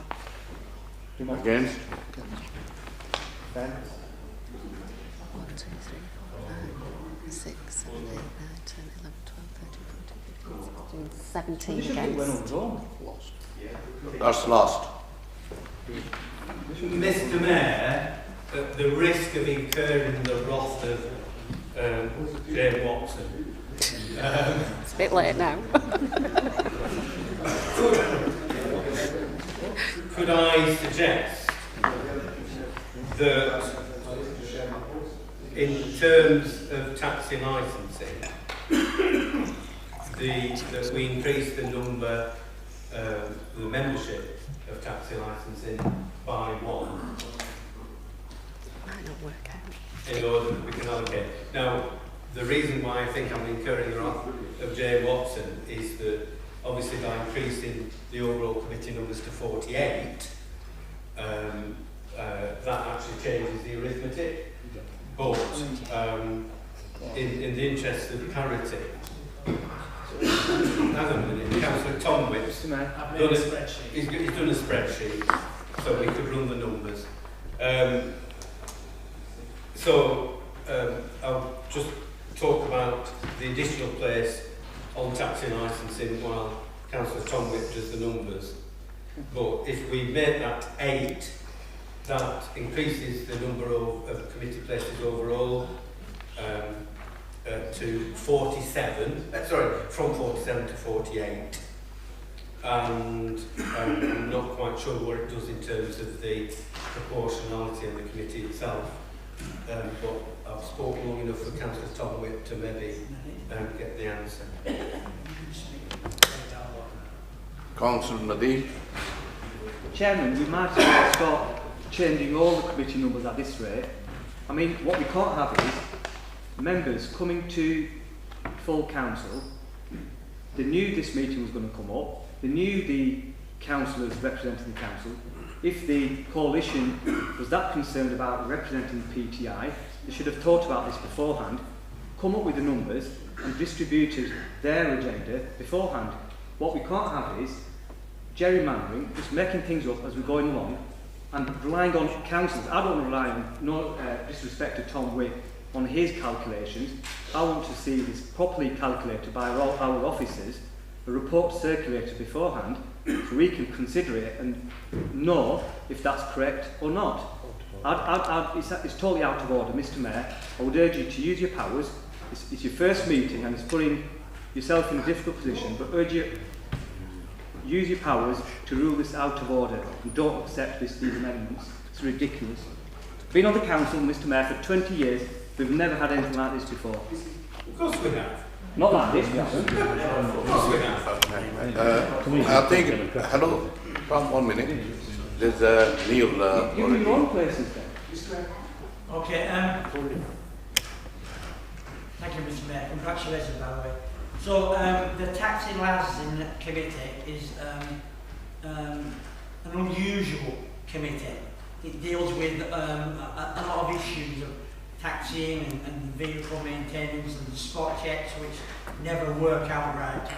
If you put 8 people on the same committee, 4 vote yes, 4 vote no, where are you? You're putting the risk of the danger of the local people using taxis in jeopardy. You need an odd number. You really do. You don't need to add any more. It's fine as it is. It's working just about with the same numbers. So I wouldn't change it, because then you're putting doubt and you're putting confusion into it that we don't need. I've been on taxi license now all the time being a councillor, and you've been on it, and Councillor Iqbal has been on it, and it's a nightmare. It really is a nightmare. If people saw what we saw and listened to the things that happened to them taxis, then this council would be in uproar. So do not mess with the taxi licence board. It's running, ticking over now. It's not good, but it's ticking over. If you start confusing people, you know, you'll lose it all. Thank you, Mr. Mayor. Could I bring the Mr. Howard in? Thank you, Mr. Mayor. My advice to you on the point of whether this proposal from Council Whip is in order or not, my advice to you is that it would be out of order for that to be done at this meeting, because it does need to be given an appropriate notice period before that had to be considered. So it could come to the next meeting, but I am uncomfortable in the extreme with that being decided this evening. So that's my advice to you, to rule it out of order. Mr. Ash, no. Tom? Thank you, Mr. Mayor. To my recollection, we have changed the numbers on committees. We have prior notice at previous meetings. Certainly I remember that in my tenure as a councillor on this council.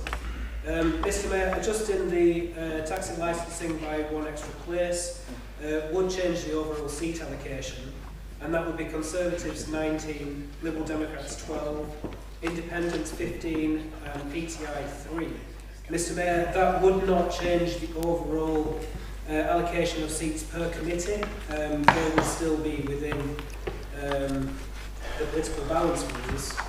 For the Tax and Licensing Committee, it would be 3.15 seats to the Conservatives, 1.94 seats to Liberal Democrats, 2.42 seats to the Independents, and 0.48 seats to PTI. And then it's for the Council's own judgment to decide on those roundings, Mr Mayor. Councillor Kiran. Now, welcome Councillor Sun yourself as Mayor as well, to get chance to earlier. The advice is clear that these should be ruled out of order. I suggest you not take any further discussion on this and heed Howard's advice there, and let's move on. Neil? I just want to agree. Sorry, you can't speak again. Okay. Thank you. Listen to your advice. Mr. Stone. Thank you, Mr. Mayor. It's an unedifying spectacle, I'm afraid, for the public watching the first council meeting of the year to see what amounts to some rather cheap gerrymandering attempts to change committee seats and allocations in a way which is blatantly designed to disadvantage one group as opposed to another. And, Mr. Mayor, I agree with my colleagues that we should heed the advice of Mr. Colshaw. Thank you. So you want to just move on to the next item? You don't have to allow that motion if you don't want to, or if you do want to allow it. That's Councillor Wick's proposal to change the number of the taxes back to. So should we move this motion? No. You need to decide whether you want to allow that motion in, or whether you accept my advice. I would accept Mr. Howard's advice, leave it for this meeting and bring it back to the next meeting. So, could we move on to the next item? Appointment of chairmen of committees. To appoint chairs of the following committees: Accounts and Audit Committee. Mr. Whip. Mr. Mayor, I was going to move a list. Could I just preface my remarks by saying that Councillor Ahmed referred to a coalition. I'm not sure where this coalition is. Mr. Mayor, we've discussed that. What minute, Mr. Mr. Mayor, speak to the item. Mr. Mayor, It's out of order. Mr. Mayor, I'm not sure where this coalition is, but it isn't in this council chamber, and it isn't on this council. It is quite clearly a shared administration, and for Councillor Ahmed and the Conservatives. Thank you very much, Mr. Wick. Can we move on to the next item, number 11? To repeat their nonsense is clearly unacceptable. Mr. Mayor, in terms of the chairs of committees, can I propose that Accounts and Audit, last year this went to the Conservatives, and they gave it up halfway during the year. They failed to appoint committee members to Accounts and Audit, all on spurious reasons. Mr. Mayor, I came today with the intention of supporting a Conservative chair for Accounts and Audit, but given their track record, I am persuaded that that would be utterly inappropriate, because their dereliction of duty was awful last year. I found that Councillor Ruby Anwar was an exemplary chair of that committee, and I know she did it with some reluctance, and she probably will be reluctant this year, but I will propose Councillor Ruby Anwar for chair of Accounts and Audit. As far as development management is concerned, Councillor Adnan did exemplary work last year. Licensing committee, I would move Councillor Yvonne Tennant. Overview and scrutiny committee, I would move Councillor Chris Church. Senior manager appointments committee, myself. And for the taxi licensing committee, Councillor Newman.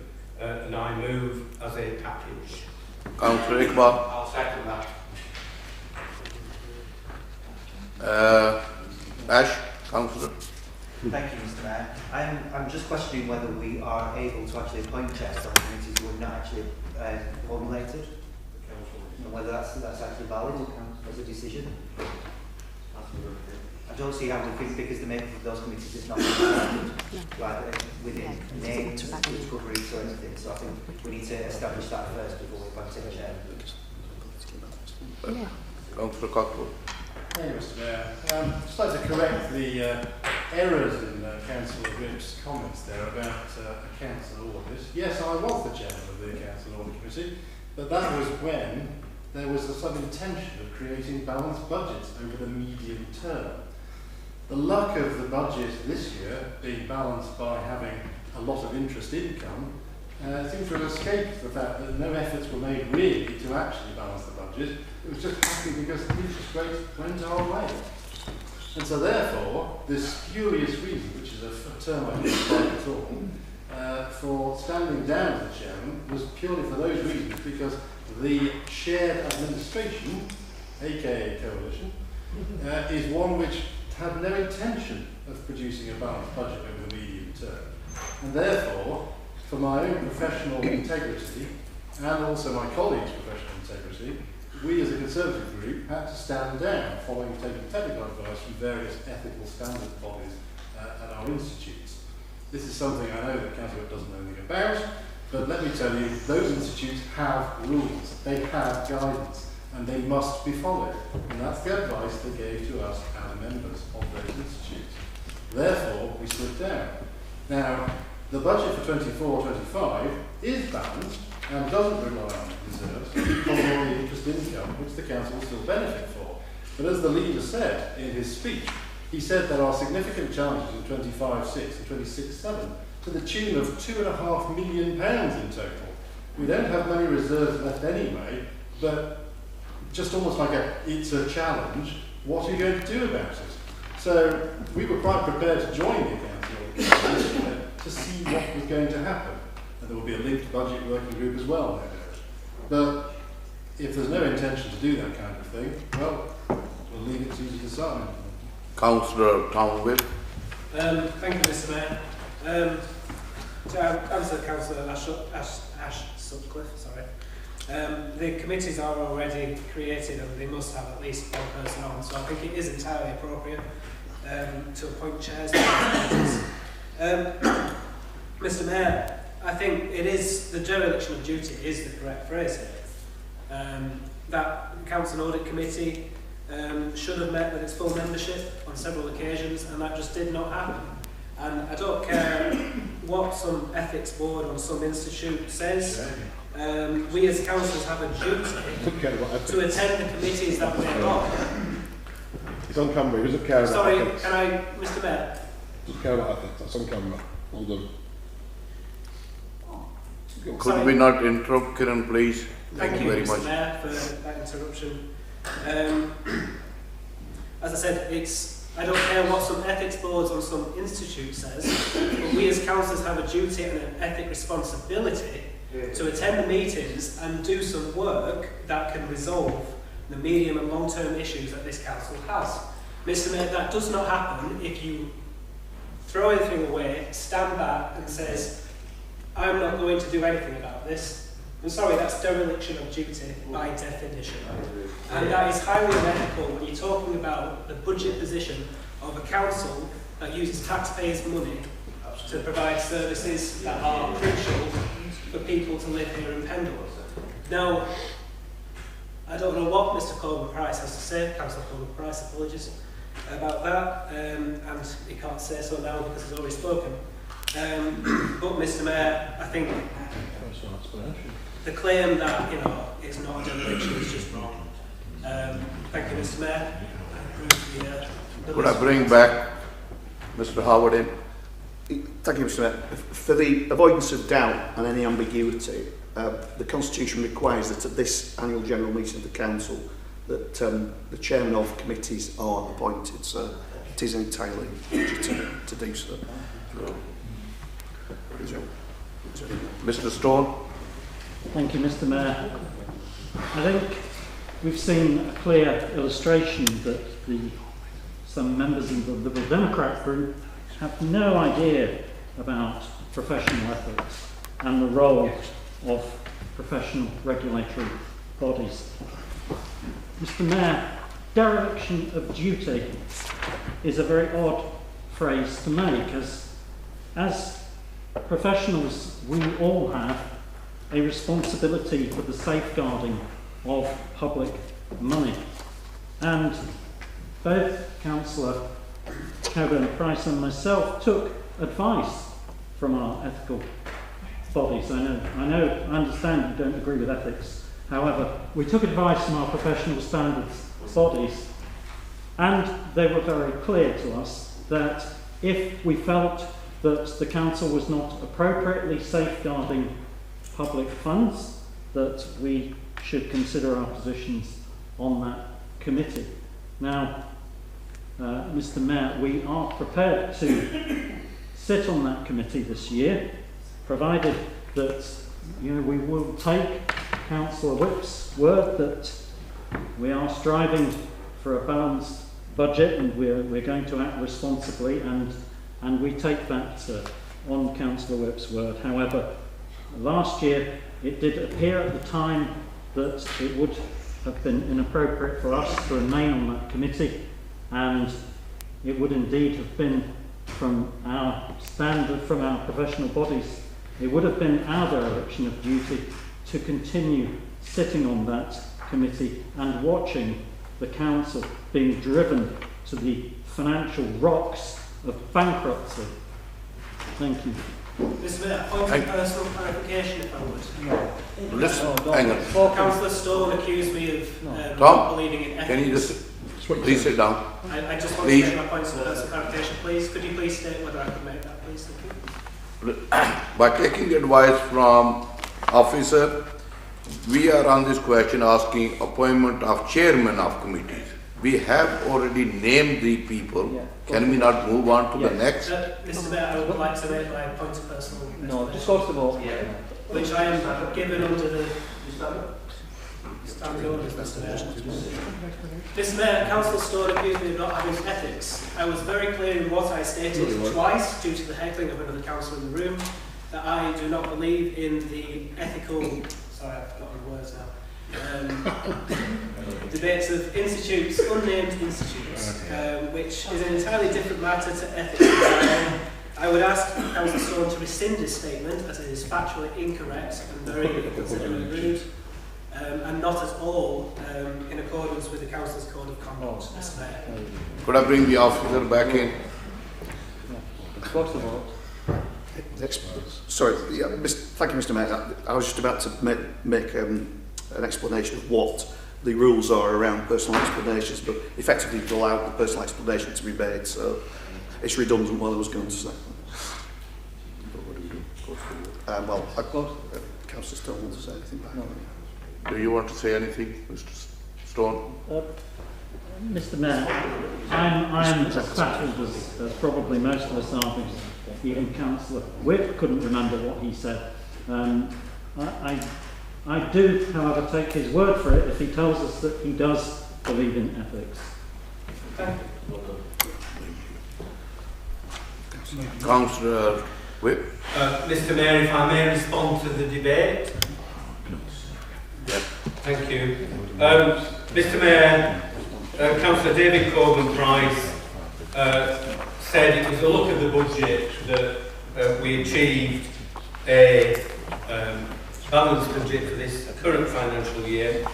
Can I just remind the Council, Mr. Mayor, that Councillor Coburn-Price, when he was in charge of the council's finances, raided the reserves to the tune of £1.2 million, which was the highest of any Lancashire district council. In terms of accounts and audit, it is an important part of the checks and balances to ensure that we do safeguard public money on this authority. And it is incumbent on each group of the council to have representatives on that committee. The fact is that the Conservatives not only resigned the chairmanship, but also resigned their membership of that committee and failed to attend, I think it was 2 meetings of the committee, and had not appointed replacements, despite many reminders for the committee members who had stood down. In terms of a responsibility to safeguard public money, I would be at the forefront of that, and I think that to imply that Councillor Stone felt that the council was not safeguarding public money is a slur upon our professional officers who have reported faithfully to this council on the finances of this authority and have formally reported the robustness of estimates as part of the budget process. Councillor Stone went on to say that accounts are driven to the rocks of financial bankruptcy. Well, the council's finances were being driven to the rocks of financial bankruptcy under the previous Conservative administration. Myself, my group and the independent group managed to steer the ship away from those rocks last year. We're not yet anywhere near heading into open water. We're still in the shallows, and with the chronic underfunding from government and with the cost shunting that the county council are pushing onto this authority in terms of waste transfer to the tune of many millions of pounds, we are far from being out of those shallows. But Mr. Mayor, under my stewardship and under the stewardship of this shared administration, I will be doing my utmost to ensure that we are on a direction towards open water and not onto the rocks that the Conservatives would have driven us. I hope that they will play a full and meaningful part in running this council in terms of the checks and balances, that they will actually turn up to meetings and that there will be an effective group in working as a council as a whole to ensure that this authority is as well run as ever possible. And I do hope that we will have unanimity in the appointment of chairs. Could we vote on this? All those in favour?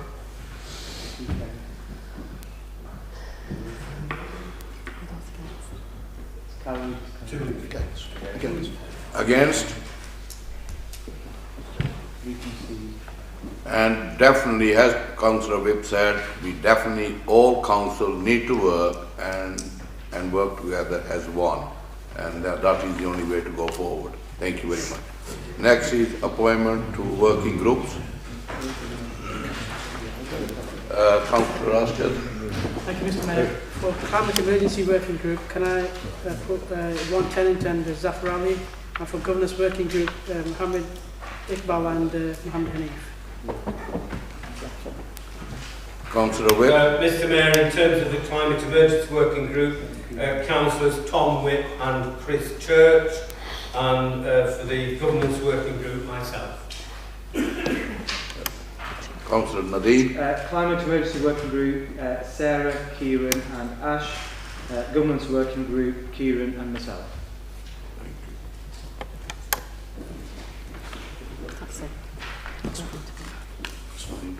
No. Right, thank you. Next is the dates and times of the council meetings for 24-25. Could I have a mover, please? Yeah. Could I move this? Yeah, thank you. All those in favour?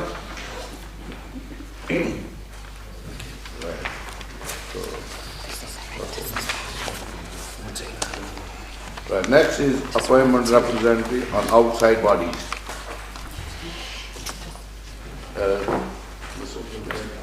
Should we take page by page, Mr. Mayor? On the first page, as it is, on the first page, no changes.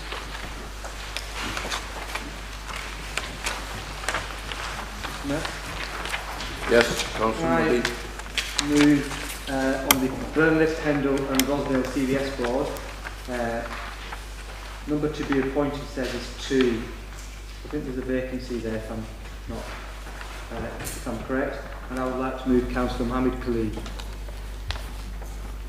Have we got a seconder? I'll second that. Thank you. All those in favour? Thank you. Next. Mr. Mayor, page 2 on LCC Lancashire Waste Partnership, next week will be replaced by Zaffarali. Second that, Mr. Mayor. All those in favour? Thank you. Next. Thank you, Mr. Mayor. Yeah, on page 3, Nelson Town Deal Board, replace Councillor Faraz Ahmed with Mohammed Iqbal. And on Pendle Vision Board, replace Zafar Ali with Mohammed Hanif. Have we got a seconder? Councillor Iqbal. Councillor Nadeem. On Pendle Leisure Trust Board, replace former Councillor David Albin with Councillor Martin Stone. Have we got a seconder? Seconder. So, next week.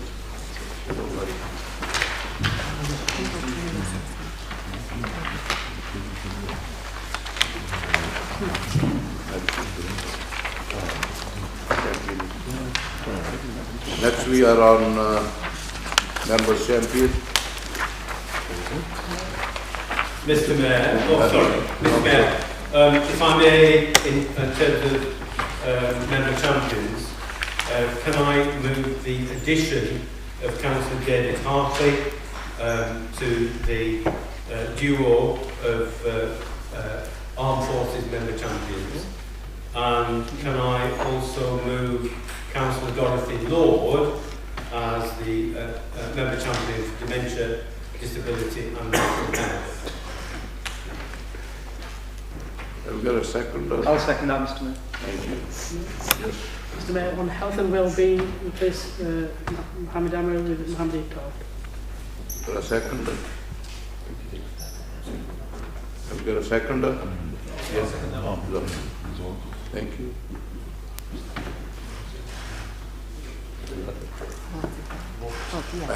All those in favour? Thank you. Next is on number 15, notice of motion. Councillor. Yes, Councillor Iqbal. Thank you very much, Mr. Mayor. Mr. Mayor, can I first of all start off by congratulating, and I think echoing the congratulations of every single councillor sat in this room, and the members of the public, to the returning officers, and certainly the dedicated team of members of staff, and ensure that we have had a smooth election once again. I don't think we appreciate the hard work that goes into making sure that those elections run on time, and everything is done according to clockwork. So I'd like that clearly, hopefully, supported by all councillors that are here this evening. Secondly, Mr. Mayor, this country prides itself on democracy, and people have fought world wars. People have fought for the fight for the freedom of voting. But sadly, Mr. Mayor, for the second year running, and I have alerted the returning officer to my suspicions previously, hence the reason for the motion tonight, that in my ward and your ward of Bradley ward, for the second year running, there appears to be a significant discrepancy in the number of postal votes that are being returned.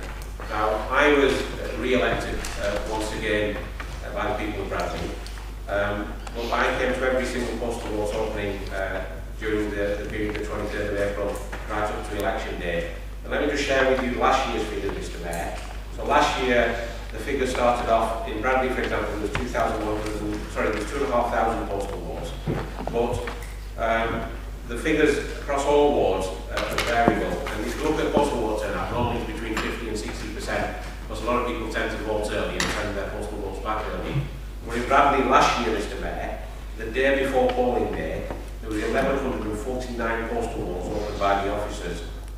That is 52% of the entire postal votes returned that particular day, returned 24 hours earlier. Now, one could argue that the people in Bradley, in that particular election, had sat on their postal votes and thought, you know what, we won't make our mind up until the last minute. Fair, that's fine, one could accept that. But nowhere in any other ward, if you look at all the other wards last year, the nearest ward was Bradfield East and Clover Hill. On that particular day, there was only 211 postal votes returned. That's 900 votes less returned in terms of that. In terms of percentages, the average around the borough was around 60-65% of postal votes returned. Lo and behold, in Bradley, it was 84.94%. Now, God knows how many postal votes were rejected, but one could say that the election, postal vote election, was based on how Robert Mugabe used to run elections 100%. Now, I've asked the question how many rejected, but I've not had that answer yet, and I wish I'm not going to debate it tonight. So let's move forward to our rules, Mr. Mayor. The total number of postal votes across the borough averaged around between Fence and Hyam, where Councillor Brian Newman was re-elected. You had the ground number of 367, and then they vary between the hundreds up to some of the thousands.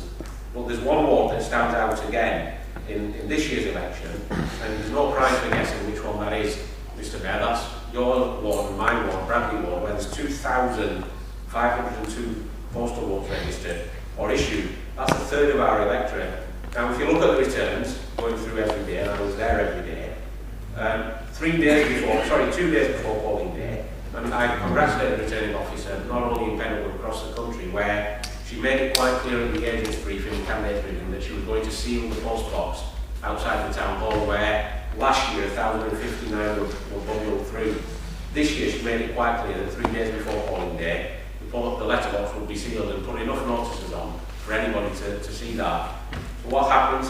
4 days before polling day, there's 1,059 postal votes that are returned. That's 50% of the return on that particular day. So again, one could assume that the people of Bradley are that busy with other things, or are really not interested in terms of the election, right until the last minute. That's one argument, Mr. Mayor. The other argument is that, and as I've alleged to the returning officer and asked for a police investigation, which wasn't forthcoming because there were 2 witnesses, there is clear storing and harvesting of postal votes in Bradley ward. Now, I'm moving as part of my motion that we ask the Electoral Commission to undertake an independent investigation to ensure that no irregularities have taken place, but more importantly, ask the government to give the returning officer powers, and if Pendle wants to be a pilot, that's fine by me, that where she, or he's, and it's she in this case, where she suspects that there is this harvesting of postal votes, she has the power to reject significantly high numbers. And I think that's the only way that we can protect democracy. The other alternative is that the government scrap postal vote completely. But you can't have 2 years running where thousands of postal votes are being returned. There's something going wrong, Mr. Mayor. I'm going to respond to the debate at the end, though. That's my initial opener. Councillor Webb. Thank you, Mr. Mayor. I'm down to second this because I put in a similar motion. And I think the significant difference between previous years and this year is that the handling of postal votes by candidates and campaigners became illegal, and that's covered in the 3rd paragraph in the resolution. So no longer was it guidance, but the law of the land that campaigners should not touch other people's postal votes. Now, Mr Mayor, and your name was mentioned in this respect, heard all sorts of things about a councillor in Bradley Ward going door to door, collecting postal votes that had not been completed, taking them off people's mantelpiece, and that, Mr Mayor, is quite frankly illegal. It's against the law of the land. I also heard, Mr Mayor, that you yourself... Mr Mayor, can you allow me to speak, please, Councillor Whip? Please, if you may. Thank you. I'm not sure Councillor Whip where he's going with this debate. I think it's totally inappropriate to say what Councillor Whip is saying or suggesting in a meeting, in a public forum like this. Perfectly happy with the motion which has been moved by Councillor Iqbal in terms, I think it's a sensible motion, no problem, it's a serious matter, and I've no objections in terms of what's been set out.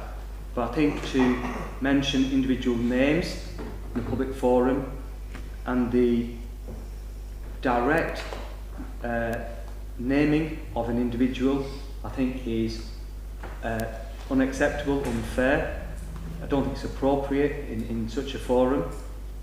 The motion clearly sets out that all the authorities should be asked to investigate, including the police. So I think we'll leave that to the police to handle, rather than, as Councillor Whip is doing, is singling out an individual. So if we really want to have a debate about this issue, we've been on the council long enough, Councillor Iqbal has, Councillor Whip, myself, we've heard the late Councillor Lord Greaves in this very chamber speak about electoral fraud in Pendle, postal votes, proxies, registration of votes on numerous occasions, and Councillor Whip is perfectly aware of the individual's name, and I think it would be unfair of anybody to stand up and single out a person. So I think we'll leave it to where the motion is. I think it's a fair motion, to be fair, if that's the concern of members, and it's up to the councillors to decide whether they want to move this motion or not. I think all we're doing is we're bringing Pendle into absolute disrepute at our very first meeting when the Mayor has been elected, and I do not think that's appropriate. Mr Mayor, if I may continue, following that interruption. It's not an interruption, it's anyway, Mr Mayor. Mr Mayor, I thought I was giving way to a point of standing order, not to a speech. Mr Mayor, I believe that this issue is one that is in the public interest. I believe what I am saying is true, and I am not attempting to defame anybody. The fact is that this is very much a matter of public interest. So, Mr Mayor, you were witnessed accompanying people to the town hall. This is Mr Mayor. Mr Mayor, this is hearsay. This is not Mr Mayor. No, this is... Mr Mayor, no, there are people in this council chamber who witnessed... Could I ask you to please sit down and let's get the officer in? Please. Mr Mayor, I wish to continue. No. I think it's really important, through you, Mayor, it's really important that we remember the rules in this chamber. We're here to discuss the issues. Let's keep it to the issues. Keep people's names and personalities out of this, please. These are serious allegations, and let's have the proper authorities look at those properly. Please keep it to the issues. Thank you. Mr Mayor, during the election period, I reported my concerns to the returning officer, who eventually referred the matter to the police. Both the returning officer and the police did not act in order to satisfy my concerns, and I am raising these issues here as a privilege because I think they are serious, very serious indeed, and they have not been sufficiently investigated by the local agencies who ought to have done this. Mr. Mayor, I did submit a very similar motion to the one that is set out. I think, given the change in legislation, that there is illegality involved. The position in Bradley Ward is that the return of postal votes was completely anomalous to that in the rest of the borough, and I created a chart and was astounded to find that 40% of the postal votes came in at one particular point, which was completely at odds to the pattern in all the rest of the borough. Mr. Mayor, I think it's utterly unsatisfactory. All the political parties were aware of the new legislation and ought to have abided by it, and we find ourselves in a position where there are very serious questions to be asked and answered in terms of Bradley Ward.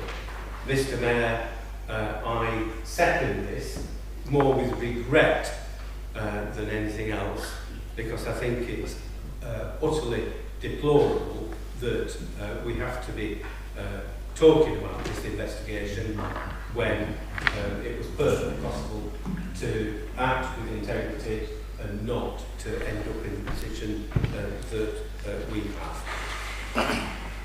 Could we vote on the motion? Any more speakers? Thank you, Mr. Mayor. I totally agree with what Councillor David has said regarding this, and someone who was also up for election, obviously, didn't do that this, but the three people in particular, I know Councillor Iqbal has put dedicated members of staff, but like Councillor Iqbal, I was in every day for the postal voting.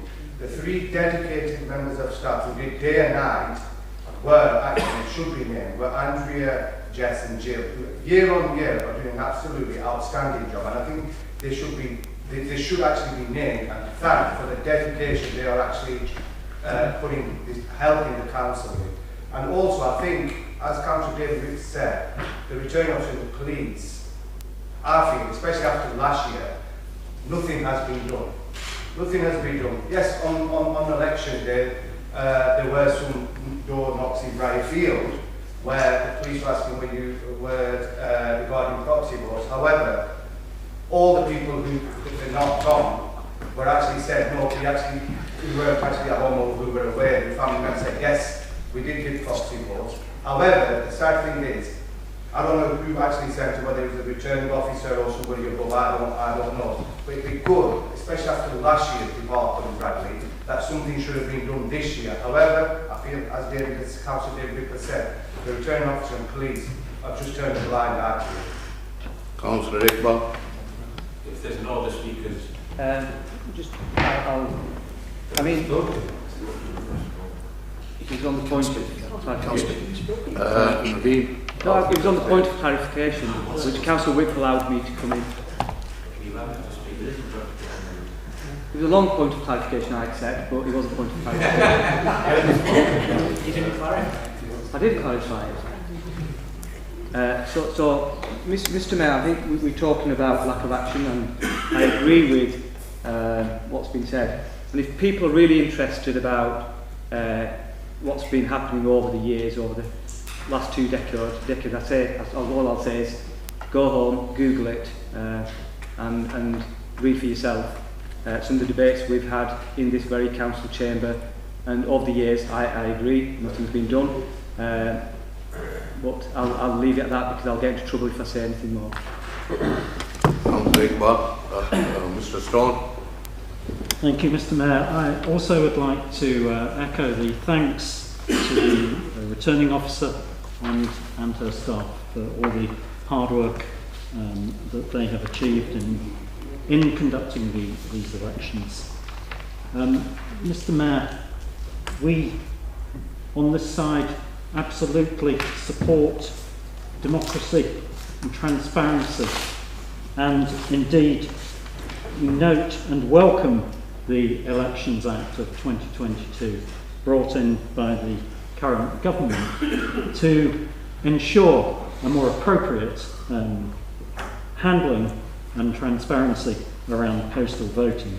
So for me, absolutely support Councillor Iqbal's motion. It's the right thing to do. Thank you.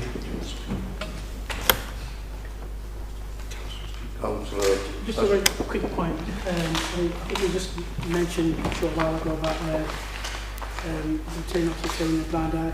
I think there are processes in place. You know, there's systems in place, and we follow those. Once the issue is raised, it gets reported through the proper channels and is properly investigated. So you know, the returning officer is doing very hard work behind the scenes. You know, doing a fantastic job. So and the whole team's been great. So I think it's a little bit unfair to say that, you know, returning a blind eye. Like I said, there's systems in place to deal with that, and you know, we will continue to deal with any serious concerns that are raised. Councillor Iqbal. Thank you, Mr. Mayor. Just to wrap up the debate, I alerted the returning officer in terms of my suspicion for any unknown vote. I'm unfortunately not blamed to her or her staff or the police, because there are a few legal people sat in this room. They say that the law is an ass. And I think at the briefing, the police inspector, the detective inspector who was there, actually said that she didn't have the experience, she'd never done it before. This was an ad hoc duty to her job.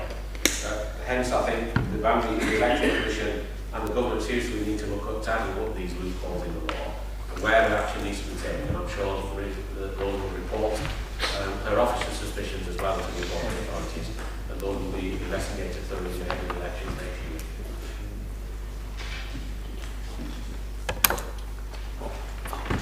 All those in favour?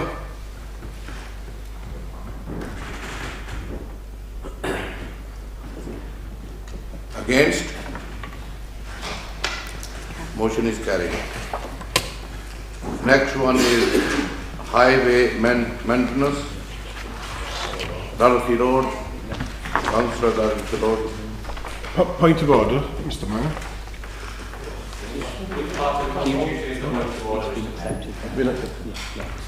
I'll take it back. Yeah. Thank you. Yes. Yes, Dorothy.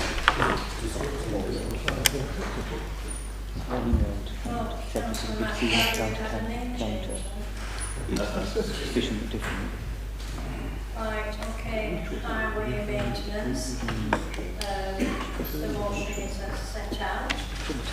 I think from the response that we had from the last request, especially my group, was still reeling.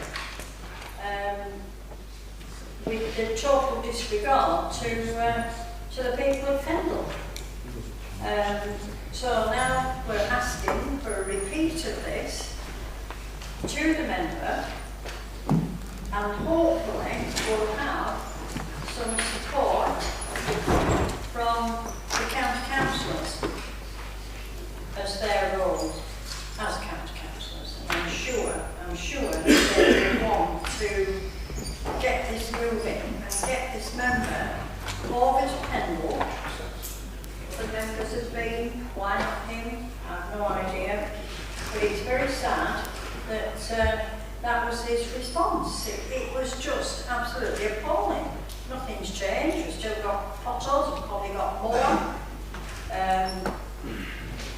We're probably one of the worst areas in Lancashire, I'm not sure, but I know I said last time when I was in an ambulance, the ambulance driver said, who goes all over Lancashire and further afield, Manchester and all that, this is the worst town I've ever been to, for potholes. So let's get a strong worded letter over to County Hall, and let's get this man over here, a morning of a job, an afternoon of a job, you know, they're on a good allowance, you know, let's get them working. Thank you. Second by Councillor. Thank you. Congratulations on becoming mayor and welcome to Pendle Council. It's an interesting night for somebody who has not a lot of council experience. Becoming a member, putting my name forward, these are the things that I wanted to champion for my town, for my people. The fact that the roads are in such a disgraceful state. I know that they've got an app where you can now put on that there's a pothole at the end of my road. But the fact is, where they come, they just throw they might as well just got to B&Q and got a bag of do-it-yourself cement and put it in, because the roads are not getting repaired properly. I was actually astonished that the County Council on the charge of the highways won't actually come out of their ivory towers and come and look at the state of our roads. Maybe they've got, I don't know, such new cars that their tyres won't last the journey across when it hits the state of our roads when it goes to Weirby. The diabolical condition in my town, in Weirby, at the new road junction with Victoria Road and Cornwall, it's like standing on a crater on the moon. It really is disgusting. And it's not just for cyclists that's going there, it's now going to be turfed up by 2 lots of construction sites, and the holes are getting deeper and deeper, and the metal work and things, it really is not good, and they need to be forced. Even we've got to go across there and maybe put him on local transport and bring him across to have a look. That might be the way to do it. It's not an isolated example. Our pavements across our roads are falling in bits. The little old lady that I walk up to work with in the morning with her little wheeled trolley, the amount of time she loses her shopping because of the dumps and dents all over the pavements is really disgusting. This is why I tried to stand for council and was elected, because hopefully the people of Weirby and Suff and Kelbrook, which actually walked around every household through my ward delivering letters and leaflets prior to election, and I know the state of the roads and the state of every road and every street in our area. Yeah, that's basically, I just want to say, and we just need to make sure that they come across and do something and don't just sit there and do nothing. Mr. Smith. Thank you, Mr. Mayor, and from my side, congratulations on your appointment. Fully agree with the pothole situation. There's one thing I'd like to say. The cabinet member has been in Borough 3 times last year. I took him down to Suff and Weirby. He came across because of the forge problem we had on Cobb Lane, and he arranged the full resurfacing of the Cobb Lane. He has been across here twice to my account, if not 3 times. And he did go around Fulridge with me, looking at the pothole, fully agreeing that something needs to be done. But of course, in my opinion, nothing has been done. So I think the fact that he's been over, I can't say he doesn't want to come out of his ivory tower. He's been across the Fulridge 2 or 3 times, because I've asked him to come over, supported by Andrew Stevenson and the local county councillors, both been there. We've had the meeting at the thing. So in the moment, it's one of those situations where you can't say he hasn't been, he has been. But I agree, the potholes situation is bad. Councillor Neil. Thank you.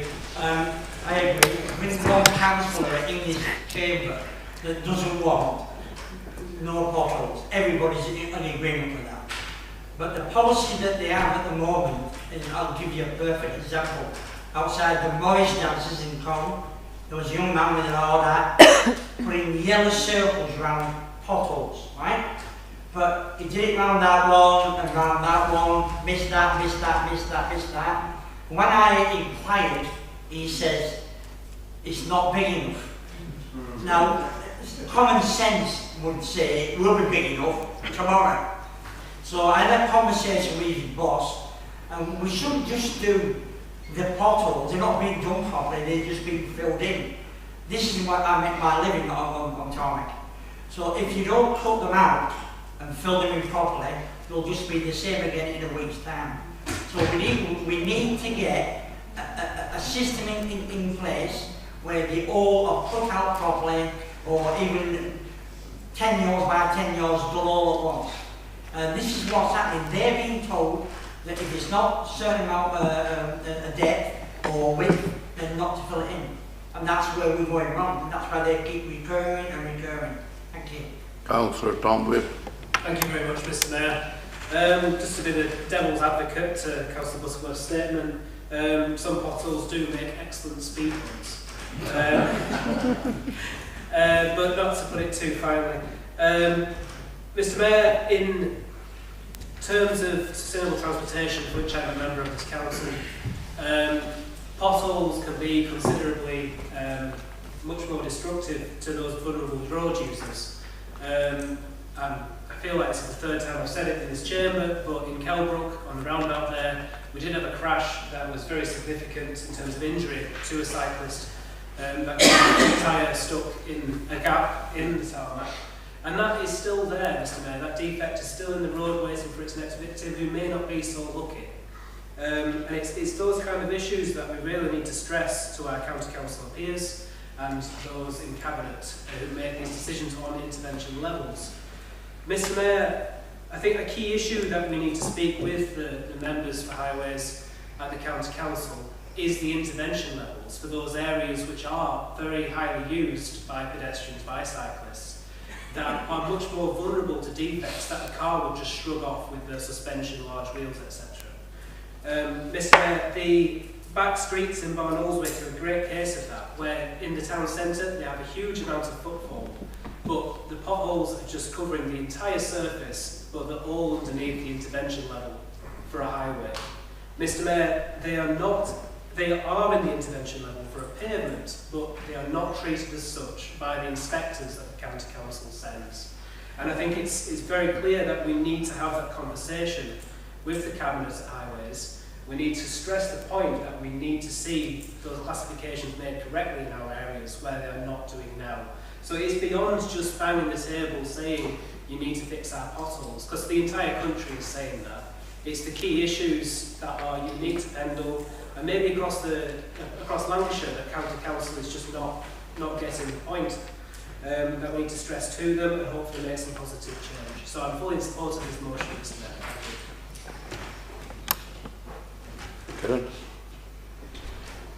Thank you, Mr. Mayor. Yeah, I've got you over now. Right, you're next. Am I next? Am I now? Yes. Yeah, I'll just very briefly. I agree with all the points made thus far. My point of order is going to be, I recall that we discussed this and Dorothy and I exchanged similar complaints just 2 months ago, so I'm not sure if this isn't a breach of the 6-month rule, what is, because the motion today makes reference to the previous resolution just a couple of months ago. But I'm happy to discuss it again, because if we can send another letter to county to highlight our concerns, albeit my point of order was simply to clarify how it wasn't a breach of the 6-month rule. Burtwell Avenue in Colne has just been reassessed. I'm just reading the email that I got from Head of Highways at LCC, and it isn't going to be on the next 3-year plan for resurfacing. How it isn't, I don't know. It's absolutely woeful, and we've all got those areas. The email stated that some of the potholes weren't 40 mil deep, so they don't even qualify for a patch. So naturally I inquired if I visited at night with a balaclava and a pickaxe and made them 40 mil deep. Would they then qualify? Would you do something about it? Now I'm not sure whether I'd end up in jail or I'm at the back of the trailer and take a parade around town. It should be one or the other. So it is terrible. I had no interest in disrupting the motion. It was merely to clarify the issues that we're all experiencing. We all see them. It's highly dangerous. I talked about the blood bank work that I do 24/7 when I do that work, and on a motorcycle with the members ride them. It's absolutely terrifying, and it's terrifying for people in cars as well. I support the motion to write to Head of Highways again and see what we can do. Councillor Iqbal. Mr. Mayor, I would have thought my county council colleague, County Councillor Ash Sutcliffe, would have stood up and made a grand announcement, because his colleague, the Cabinet member, sent out a press release on the 10th of May. It said, Cabinet announces an extra £5 million to tackle potholes and improve county roads. And I would have expected Councillor Sutcliffe to beat even Councillor Lord's motion and say, I want to raise a point of order. I want to announce the £5 million extra funding and how much of that is coming to Pendle.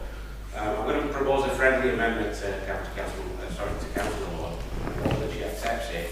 My friendly amendment, and I'll speak on it, Council asks Lancashire County Council to allocate the additional £5 million of pothole funding to Pendle to address the dire situation of our roads.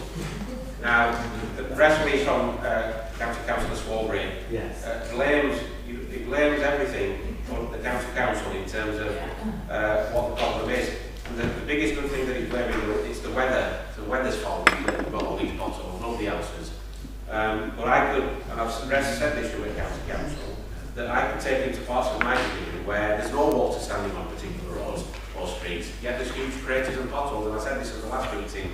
Well, the fact is, Mr Mayor, and I would urge my County Council colleague, I mean, he's the only one in this room, the other three or four are not members of this council, is to actually stand up, because Birchwhistle Avenue, the Councillor McLaren is raised, I think comes under Councillor Ashcliffe's county division, and putting party politics to one side, we need to stand up for Pendle, we need to speak up for Pendle, and I know he might get into trouble at the centre, but I'm willing to cover his back when he's in trouble there and say, look, actually I forced him to stand up for Pendle. But I think Councillor Sutcliffe needs to support the amended motion and make representations to the County Council leadership to say Pendle has been shortchanged over a number of years now.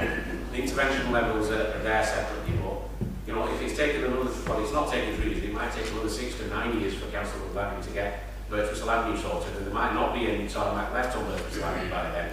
But the fact is, Mr Mayor, that there are streets in all our wards and our ward as well where there's no water issue. They come and replace the pothole with some tarmac, and I'm not blaming the county staff at all, because they can only do the job with the tools that they're given. But the fact is that the county council leadership needs to come to Pendle and actually see what's going on. And we're not here to be negative, we want to work constructively with them. If they haven't got the resources to send people to Pendle to sort it out, give us the £5 million. And I'm sure Councillor Butterworth knows enough people that tarmac roads in Corn, and this council will subcontract that work to a standard that's far better than the county council. So I would urge my county council colleague to speak up for Pendle, and like I said, I've got his back at county if he needs me. Do you have a second? No, we'll get a friendly amendment, so Councillor Road wants to accept it. Next is Mr Stone. Yes. I'll accept that amendment happily. Thank you. Mr Stone. Thank you, Mr Mayor. I wanted to welcome Councillor Hartley for a very entertaining maiden speech. Thank you and welcome. Mr Mayor, I'm a little bit puzzled by the response of the Cabinet member. He says our policies and procedures are in the public domain. Well, I'm an auditor, I'm partial to policies and procedure, but I also open my eyes, and if I saw potholes everywhere, burst tyres, cyclists falling off roads, holes that are unimaginable, I certainly would realise that there was something wrong with my policies and procedures, and I wouldn't commend them for everyone to read. I'd want them changed. Mr Mayor, the number one issue of residents of Borough and Pendleside, as I'm sure all councils will echo across Pendle, is the state of the roads. We have an expectation to defend the indefensible, and I appreciate it's a Conservative administration in Preston, but I wasn't elected to defend the administration in Preston. I was elected to further the interests of the residents of Pendle and Barrow and Pendleside. Mr Mayor, I thank the motion, those who brought the motion. I think it's only appropriate that we face reality, we work together, and we, as a united council, send this back to Preston and expect a response that is a little bit more courteous and considerate than the first one we got, which was derisory. Councillor Dorothy? No, she put it. So, Sorry, Mr. Mayor. Yeah, you're next. Dorothy? You want to say? Next is Councillor Yasser. Thank you, Mr. Mayor. Mr. Mayor, can I just say it's always a pleasure to follow up after Councillor Stone. He speaks a lot of sense, and I've always admired his speaking skills, his honesty, his credibility. People like him actually really invite to the PTI group, so anytime you're not happy with the Conservative group, I don't think you are sending out with the County Council, you made that clear. But we give you an open invite, Councillor Stone, anytime, you know where we are. Moving on, Mr. Mayor, this is a case of deja vu, is it not? Because we have been here before. I think it was the last meeting, or if not the last meeting, the meeting before. Councillor McLeod obviously remembered that. His point of order was rather confusing, Mr. Mayor, because what he was saying was, I'm not against this motion, but why are we discussing it? Should we discuss it? It's a point of order, 6 months through, let's not discuss it. So I'm not sure what he meant by trying to remove a point of order. But once he'd gone past that point, he made some relevant points in respect of the state of our roads. I also want to thank Councillor Hartley for his maiden speech. And he's right that the biggest issue that we have in this constituency of Pendle is potholes. We've all just had elections and knocking on doors. I can guarantee you every single member in this chamber was, who knocked doors, was told at the other doors that potholes are a big issue. And we, as Pendle councillors, have to respond by saying it's not our responsibility. We've got to blame people like Councillor Sutcliffe because he's and the Conservatives, and that's quite right, of course, factually, that they are in control. County councillors like Sutcliffe, in my view, aren't doing enough for the people of Pendle. If that was the case, people like Councillor Butterworth would be a millionaire because he just said he makes money from potholes. Clearly not, it's not his fault. If they're sending money, he'll be a millionaire probably. Because if he starts, if they start sending funding, he tarmacs all the roads, he'll be happy. Well, he might be doing it already, I'm not sure. I move the motion.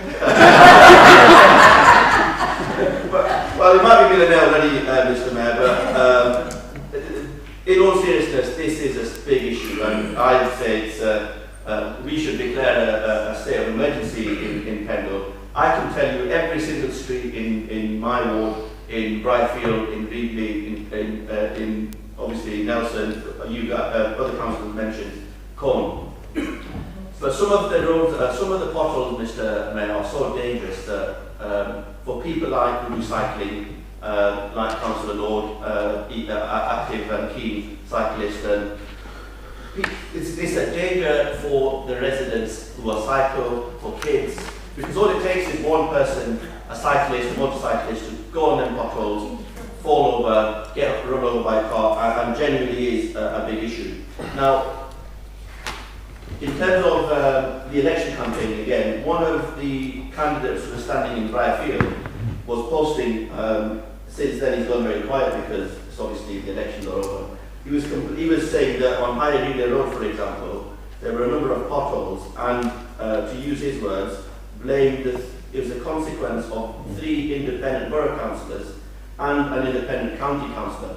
That's factually correct because the county councillor is actually a Conservative councillor for that ward. And it's not the independent councillors, it's the Conservative-led county council, and it's the county councillors. We could report, I think Councillor Hartley mentioned the app. I've reported the app, I'm sure everyone else has. What happens, after 7 to 14 days, you get a notification saying, yeah, we'll action this, we'll come around, make a white marking around it, and never to be seen again. It's an absurd position that we're in. Something needs to drastically change. Like Councillor Clark said, just give us the money and we will tarmac the roads ourselves, because even when they do tarmac the roads, they seem to be picking our roads up completely randomly. No consult Pendle Council, nobody wants to tarmac some of the roads, but they come along, tarmac the roads, whereas for the same price, they can probably tarmac the biggest areas of concern. So, Mr. Mayor, I would wholeheartedly approve and support this motion. Thank you. Councillor Whip. Thank you, Mr. Mayor. I'm flummoxed as to where all these millions of pounds are going, because I see announcement after announcement after announcement that more money, 12 million, 5 million, 3.6 million, whatever the figure is, he's going to spend repairing potholes. And I look around and I don't see this huge activity in actually dealing with those pothole problems in Pendle. So where is the money going? And I think it's entirely legitimate for Pendle Council to say, well, you could spend all 5 million here, thank you very much. But I was quite excited 2 or 3 weeks ago to find that we were going to be the recipient of the HS2 divvy, and the cancelled HS2 project was going to provide all this largesse to ensure that road surfaces were immaculate. And so I looked eagerly down the list to spot all those Pendle streets, Pendle roads that were going to be sorted out as a consequence of that. And I thought of Crystal Avenue, thought of quite a few over our neck of the woods.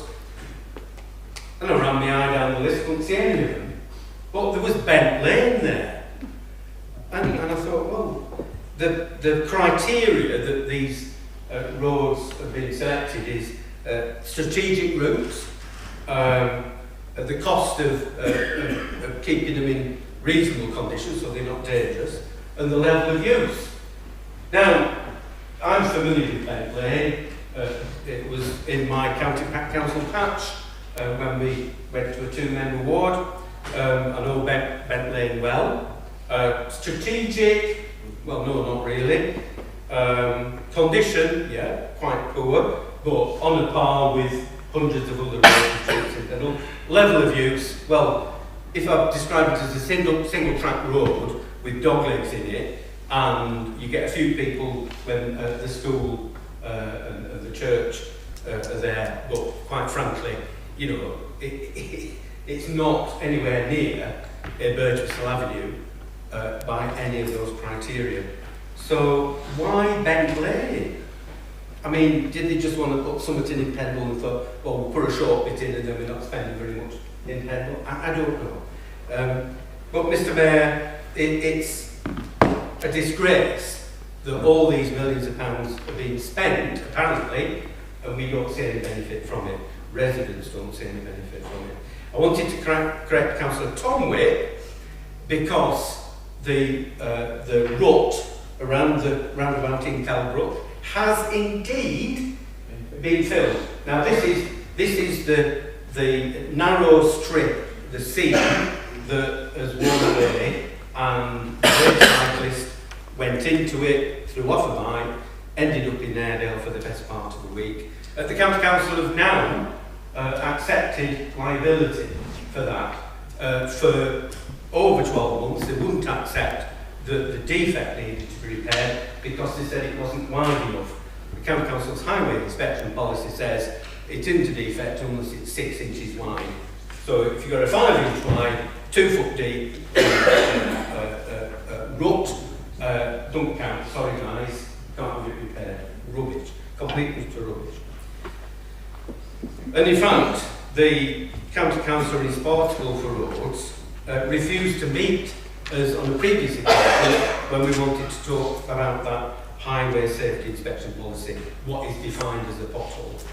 But Mr Mayor, I wonder whether the bosses at County Road are in their ivory towers or they're in a bunker, because they're certainly not responding and they should be doing.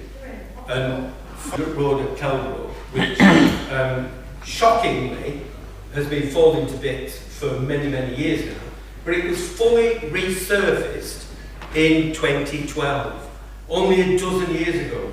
And now the County Council are going to come and resurface it again at the cost of £86,000.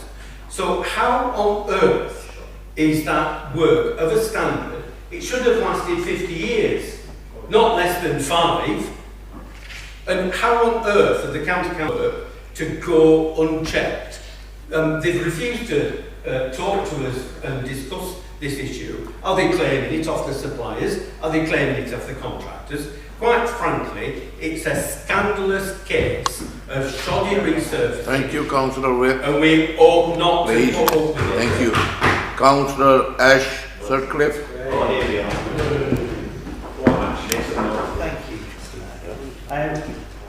start by explaining why I decided to abstain the last time this was brought forward. And that's because Councillor Swarbrick is a friend of mine, colleague, and I have regular conversations with him, as I do with all highways members, or that I have access to, because I do stand up for Pendle. That's the big one. And I'm really pleased to have your backing. Really pleased to have you. Now, we've been in the council chamber at LCC and I've heard you talk about potholes in Pendle. And I do, to some extent, we have some serious potholes. Now, I do my bit as a councillor. I make representations about Pendle when I'm at county hall. And I also go out and I use the app that I am asked to use, Look Clean Streets, to report the potholes that we find. Now, the reason for doing that is because the data is really important. We use the data to inform which roads are going to be repaired. The way that roads are repaired and the order and the precedent that is taken is very, very complex. And I'll be honest, I don't understand it. It doesn't fall into my portfolio. It's not something that I'm fully all fair with. But I take the advice that I'm given and I report things in an approach. Now, one thing that I do know is that in terms of budgeting and the way that the funds are allocated for the repair of highways is again very complex, but it's broken down into different lines. And one of the things is the TAM, the Transport Asset Management Plan, which was actually brought in by one of your former colleagues, John Willis, I believe, which meant that all of the assets across Lancashire County Council that Lancashire County Council is responsible for are taken out of political control essentially, and it's a programme. And I think it was Councillor McGladdery who alluded to whether Burton's Landing not coming forward as a project under the capital programme. That's only one way that a road could be resurfaced. That's one tranche of money that's available. Another one is the LDF, the Local Deterioration Fund. Now that is where the data from Look Clean Streets is really important, because that directly is affected by those reports. So that's more responsive. It's responsive to everybody that's in this room, every member of the public that makes a report, then it directly affects the position of that road on that priority list under Local Deterioration Fund. You disagree with them? Okay. And so it is affected by those reports and how often and the state of that road. Roads are surveyed, I believe, twice per year, and they are digitally surveyed by cameras on vehicles. They are manually surveyed by a person that goes out and checks the condition of the roads in person. And I have to agree with Councillor Salter. I've had meetings with Councillor Swarbrick in Pendle. He does come out. In fact, we enjoyed the soapbox race together when we did one time. That's a memorable time. So, in terms of moving forward, you mentioned about the £5 million that was announced at Cabinet the other week, and I believe that has been termed responsive patching, and it addresses the concerns around things that where you've got a pothole, and I think it was Councillor Butterworth who said you've got patching and crazing around one particular pothole, but really you should have extended that a little bit and done some sort of more comprehensive repairs around that single one. Absolutely.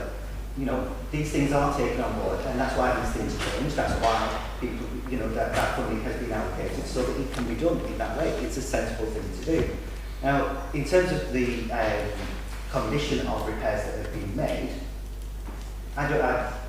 roads are inspected when they're done. The condition of those roads are done, and I expect that I actually agree with Councillor Witt. They should last. Now, I don't know anything about contractors are held to account, so I'm not. But I will be supporting this motion, Councillor Lord, this evening, because if you really want Councillor Swarbrick to come over, I will agree with you and I will invite him myself. Thank you very much, councillors. Can we go to the vote on the amendment? I've had my hand up, so I've been ignored me. I'll be brief. I know we've had a long debate. Yeah. I won't repeat some of the comments which have been made, and I agree with everything that's been said. And this is, first of all, we've heard comments from this side of the chamber. This isn't a political issue. I know people have been saying it's your group. Well, it is. We're not here to represent Lancashire County Council. We're not here to defend their policies. If they're not doing a good job, we'll tell them they're not doing a good job. Just in terms of one of the points which Councillor Sutcliffe mentioned in terms of the standard of the work, I think occasionally they've come out done patch-up jobs, and within, not in years, probably months or weeks, it's breaking up again. So I think that's a point that needs to be raised. What really bothers me also is sometimes utility companies come out, do some repairs. It could be United Utilities, it could be I don't know, Virgin Media, whoever, come out, do some repairs, and the patch-up job that they do leaves a lot to be desired as well, and that isn't helpful. I think there needs to be some checks and balances regarding that. In terms of, it'd be interesting to know, in terms of the claims that put in by members of the public, in terms of people, individuals getting hurt, falling over, tripping, and vehicles being damaged, because that will be costing an absolute fortune as well of taxpayers' money. So I think we all agree that the roads are in a really bad condition, more needs to be done, and there'll be support from this side of the council chamber. One thing I would urge members, this is a serious debate, and we shouldn't make it political because it affects all our wards. Like Councillor Stone mentioned, we were out in Borough and other parts of our area we represent, and it was every other door, that's what people were telling us, and like I said, people have been telling yourselves the same. I think what isn't helpful sometimes is, in my view, people might not agree with me, but I'll just say it, I think sometimes we've got to have a serious discussion. I think by moving this, I know it's a friendly amendment and it's been accepted by Councillor Lord, I think for us to just say to County Council, give us £5 million, they're just going to think we're not taking this seriously. I think we've got to be serious. I think what we could say is, we want our fair share. We've been short-changed. I think we can make them points, but to say, give us all that money, that is never going to happen. We know it's not going to happen. Councillor Iqbal knows it's not going to happen. But at least let's say, we want our fair share, what our residents deserve. So I think I would ask colleagues to reconsider. Let's support this motion unanimously, but I think just maybe reword that just to say, we want our fair share of funding for Pendle that we deserve. Good.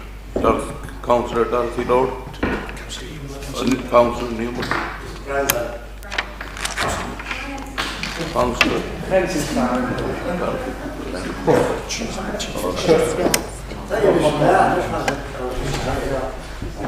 Your appointment. One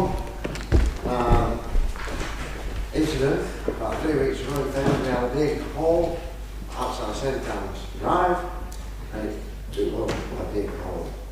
And so we reported it, and in the county was due, they came along to repair it.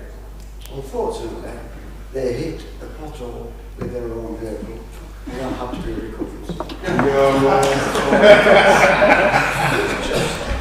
It's beggars belief that we are here. You go, they did it to Preston, you'll never see a pothole. This is something we have on this side of the board. I would unanimously support the motion that we get to over here. We use some of the levelling up money to level the potholes and try and get it to work. Thank you. Thank you. Final now, Councillor Dorothy Road. Yes, please. Anything to say? Final speaker. Thank you. Thank you to all the people that spoke. My point is the response. The response was, it's not worth coming. There's no point. Sure. You know, had that member said, well, yes, I will come, or I've already visited a part of Pendle, which, you know, you could have perhaps told us last time. I wasn't here. Councillor Sutcliffe, you didn't even vote for the motion last time. You didn't even lift your head up. He's not going to support it this time, though. You just didn't. Don't worry. But you've spoken tonight, and I thank you for that. Yes. You know, 40, 50 years ago, Con was full of tarmackers. I know because I just moved to Con then. And honestly, if they were here today, and I think Neil will vouch for this, after a few pints in the spinners, they'd have filled all them bottles. They'd have filled them all, you know, there was hundreds of them. But no, the response was so poor and quite rude really, you know, there's no point me coming. Of course there's a point. It's a point for everybody. Well, I'm not going to go through it all again. Councillor Newman has given me an idea, by the way. We think that we should change Pendle Borough Council, PBC, to PP, Patchwork Pendle. You know, so, no, let's send this letter. Let's still be firm about it. Let's tell them that we are upset, or let them know that we are upset with that very poor, rude, I felt, response. There's no point. There's no point. Who sends a response like that with a position like that? Thank you. So, I'm bringing the officer. Yeah. Thank you, Mr. Mayor. I just want to be absolutely clear that everybody knows what they're voting for, because there was a suggested change of wording. I want to be clear that everybody knows what that change of wording was. If Councillor Iqbal could clarify what he said, and Councillor Lord give clear assent about what he said. Yes, please. Mr. Mayor, my friendly motion was Council asked Lancashire County Council to allocate the additional £5 million of bottle funding to Pendle to address the dire straits of our roads. So that's part of the motion. Just a clarification. Mr. Mayor, can I just clarify? So the point I made, that's, are we sticking to what Councillor Iqbal is suggesting? The 5 million? Yes. Mr. Mayor, if it helps Councillor Ahmed and his group, I can add the word where it says Councillor asked LCC to allocate. I can put Councillor asked LCC to consider allocating. I don't take you seriously, I thought, anyway. We'll still support, whatever, because we have to put something forward. We're just going to laugh at you. Yeah. Could we go and vote on the amendment? No, it's not an amendment. No, that is the motion. So vote on the motion. All those in favour? Yeah, you get 5 million check. Thank you. Any against? Thank you very much. Right, let's go on. The next item is the taxi licence. To be moved by Faraz Ahmed.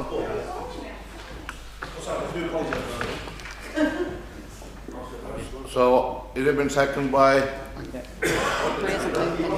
Have you? All right. So, have you moved the motion, Faraz Ahmed? I'm going to move the motion now. Thank you very much, Mr. Mayor. Many congratulations on your position, and also like to congratulate Councillor Hammer as well for his position. Just a point to note of something that Councillor Neil Butterworth mentioned previously with regards to taxi licensing, which is ticking over now. And obviously over the last few years, we have had a bit of struggle. And you know, with our dedicated hard work this year, and obviously with our team, thank you very much to say that we are taking over now. Mr. Mayor, just to move the motion toward the current taxi licensing policy, section 5.4, which prevents a licence application being submitted within 12 months of the refusal. My term as a member of the licence committee, and I was a chair last year of the committee. Over discussions and over meetings, I feel as though it's very important that such changes should take place. Drivers do not have the opportunity to reapply within 12 months, which I feel is unfair and unjust. We need to work with the people of Pendle, especially drivers wanting to earn an honest day's living. I recommend that officers consult with the chair and vice chair before a refusal is issued. I second this motion. I totally agree with Councillor Fowler said. Thank you very much. Any speakers? Councillor Whip. Mr. Mayor, our group hasn't got a position on this.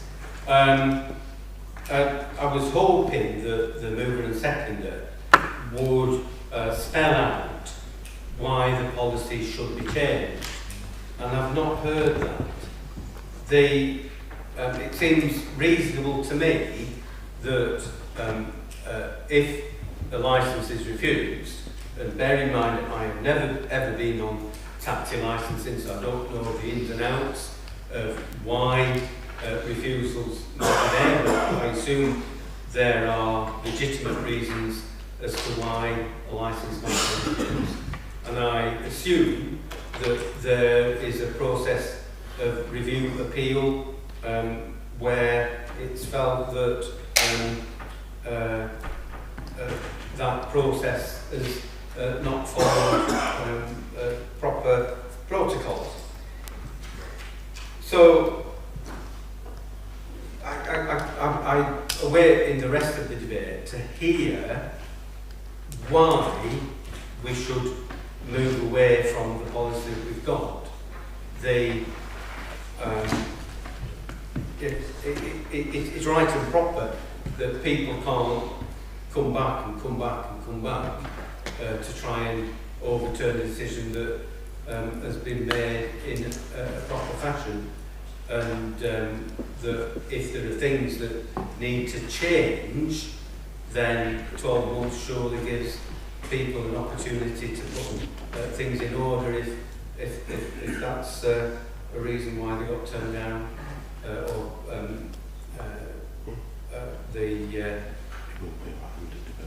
licence application not being approved in the first place.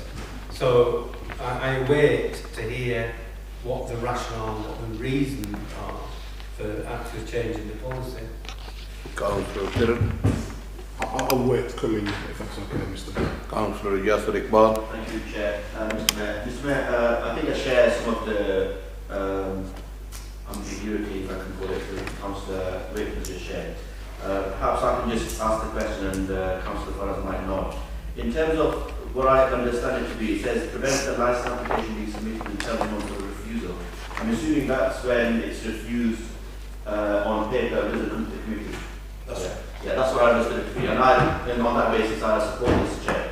And perhaps the Chair, the proposer might want to stand up again and amplify and add some more legal reforms. But what I think is that often what happens is applicants apply, council officers have a look, they be judge, jury, executioner, they will make a decision. And council officers are not perfect, none of us are. And sometimes decisions taken by council officers are wrong. And in my other job, I represented people on committees and in courts where the decision has been overturned. But since the decision to refuse and the date when it comes to a hearing or to a committee, I mean, I had one actually 5 or 6 months back, a constituent of mine, whose application was refused. He then couldn't work for 5 or 6 months. He appealed. The magistrate's court is such that it's taking at least 10 months, sometimes longer, keeps getting adjourned. Again, Councillor Ahmed has told us not to blame the Conservatives, but that's probably one of them. It's a serious issue. But even if it comes to a committee, it might take 4 or 5 months. Now, this person, the applicant, some of them may have been people who've never done any of the job apart from being a taxi driver. They don't know any of the trade. The particular person I'm talking about couldn't work for 5 months. He had 4 mouths to feed. And genuinely, I felt sorry for him because he said, look, I can't do anything. This decision's been, the decision's been made to refuse my application. He couldn't work for 4 or 5 months. He couldn't feed 4 mouths. But the day that the application was then, it came back to the committee. This committee, or the taxi licensing committee, which I think Mr. Former Mayor, you chaired, unanimously agreed and granted him the license. Unanimous. If it was a split vote, then maybe, but it was unanimously passed. And that was not one example. I'm sure other people, Councillor Iqbal's been on president, he's probably come across a lot more. Is that fair? I mean, perhaps I'm biased because I'm the son of a taxi driver, and my own father was in this position about 10 years ago, and I knew the position he was in, where he couldn't work for 4 or 5 months. And I remember I was in first year of university, and it was a genuine struggle to make ends meet. So maybe I'm biased because of that reason. But we have to look at, there are humans on the other side. I know we always told it's not person circumstances, but this is a serious issue, Mr. Mayor, where council officers make a decision. As councillors, we can't intervene, we can't do anything. We say, oh, we've got to go to the court. Not just go to the court, spend money on the court fees, spend money on lawyers' fees. I'm sorry to make my money, but there we are. But you know, I genuinely hope that we support this, because there are people, real life stories, where people have genuinely been affected, and I think that a change of this position, because it might be that, let's let the democracy take its course, it might be when it comes to the committee, council members or councillors of that committee may decide, after hearing the evidence, yes, the council officer was wrong, and that's fine. At least then there is a recourse for the applicant. So I would wholeheartedly agree with Councillor Ahmed's motion, and I think that it does need to stand. Thank you, Chair. Thank you. Karen, Councillor Karen. Thank you, Mr. Chairman. So, yes, has managed to pad out a little bit of what the motion's actually about there, but upon reading this motion, I thought it was one of the most dangerous and grotesque motions that exist. So, just to put a little bit more meat on the bone, as it were, there can be different reasons for applicants being rejected. It could be they've totted too many speeding points, which is contradiction to the policy. It could be that they've been prosecuted for drug crime, sexual offences, assault and battery, and any kind of crime. All of the offences that I cited there we have discussed in an interview at the committee before. We've had applicants come in for taxi licence that have kicked 10 bells out of the partner and still want to be a driver. They've dealt drugs and been convicted. They've run over somebody on a dash cam, and we've seen it, and we've seen the footage in the committee, and they've still applied. What Councillor Ahmed wants them to do is to remove this 5.4, which will end up in a vicious circle. No, I'll read 5.4 in full. 5.4 states, should a licence application for the grant or renewal of licence be refused, the applicant must wait until a 12-month period has elapsed before submitting a new application, unless they are compliant with our convictions policy. The last bit there is quite important, because there is an allowance in the policy that says that if you've done something naughty in the past and that has been reason for the refusal, if that has lapsed within the 12 months that were last refused, you can actually apply again. So there is an allowance in there that is totally ignored. Removing 5.4 in its entirety as is proposed allows the rapist, allows the wife beater, allows the drug, that is what you're going to do. It allows the drug dealer to be refused. I'm not saying that. These are the people. Let me finish the point. Mr. Mayor. Thank you. Councillors Noel. It allows people that have been refused applications for good reason to constantly apply in a vicious circle. There will be no remedy for the officers to automatically say, you cannot come to us again for 12 months, which as Councillor Whip said in his opening statement, sounds like a good thing. It is a good thing, because we must have a gap for these kinds of people to reapply. Now, if the conviction policy is 3 years, they can't apply for 3 years. If there's more serious offences, it might be 5 and 10. Now, I'm very, very pleased to learn in the meeting that Councillor Newman will be the chairman, because I know, chairing the committee, what you can do is write to the officers as chair and say, I want eyes over every single refusal before you make the decision, and that's what I did when I was chairman. So, if members will recall, I brought the less obvious ones to committee for a committee decision. That's what the chairman can do, and knowing Brian, sitting in the meetings with him, the man of good character and integrity, and he should do that. What we shouldn't do in this meeting here is remove 5.4 in its entirety without looking at the whole policy in total and making a decision that means the officers, I'm not calling all applicants, I'm giving really good examples of why we shouldn't do this. Removing 5.4s allows all these really bad offenders to apply time after time after time after time. Jackie, Imtiaz, and I forget the name of the assistant as well, and the officers, and Emma and Howard and the legal team will be absolutely swamped with the worst of the worst applying for taxi licences in Pendle.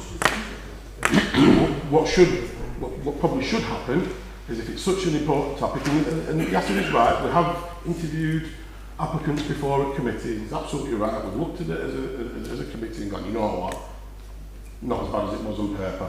But we've done that because the chairman allowed that to come to committee. What should happen is we should throw this out because it's too dangerous and have a review at taxi licensing led by a man of integrity there who won't politicise the policy. Thank you, Councillor. Councillor Newman, as chairman, would not politicise it. I know that because I've sat with him before in committees, and we can have a thorough look at the policy and make... Well, sorry, Councillor McGlad, sorry. Well, so the machine's broken down. Okay. Can I just say there's a minute left? We manually timed it. Yes. Sorry. So, well, if it is an issue, yes, at the point, we have interviewed applicants and we have granted the licences. Full council, without a review of the policy, is not the place to withdraw 5.4. Bring it to the first committee, Mr Newman, Councillor Newman, and we'll discuss it properly and look at any amendments that may be required. Councillor Neil Butterworth. Not the full policy, it's dangerous. Thank you. Okay, I'll let you all calm down and then we can get on with the meeting. Right, so, taxi licences, my good friend over there says it's a serious issue. It's more than that. We are here, right, to protect the public. No matter about what this is, what he's done that, and who's done what, our first point is to protect the public. For 3 years, Councillor Iqbal was fed up with me. I kept going on about bolt tires, bolt tires, bolt tires. 3 years later, if I'm right, I'm right, there were no bolt tires on the spot test. 3 years it took, only people. These people, God bless them all of them. They take our children in cars. When you are chairman or on the licensing board, you get the what's happening, and you also get purple pieces of paper. And on the purple pieces of paper, try saying that when you look, you get the history of if they've done anything wrong. And I've yet to be of a list of 3 or 4 people we have criminal backgrounds to them. So what I'm saying is this: I totally believe in the officers. When they look at these bits of paper that come in, I believe in them. It's their job to do this, and I believe in them. So let's not, they've done it wrong, they've done it right. They'll do their best. If you put this motion in, that means I can apply for a license now and get refused, and then 2 weeks later on, I can do it again. The taxi licensing board is overwhelmed with people wanting licenses and thinking doing wrong. I've got 2 today that will go before the board when it meets. So I am against this motion totally.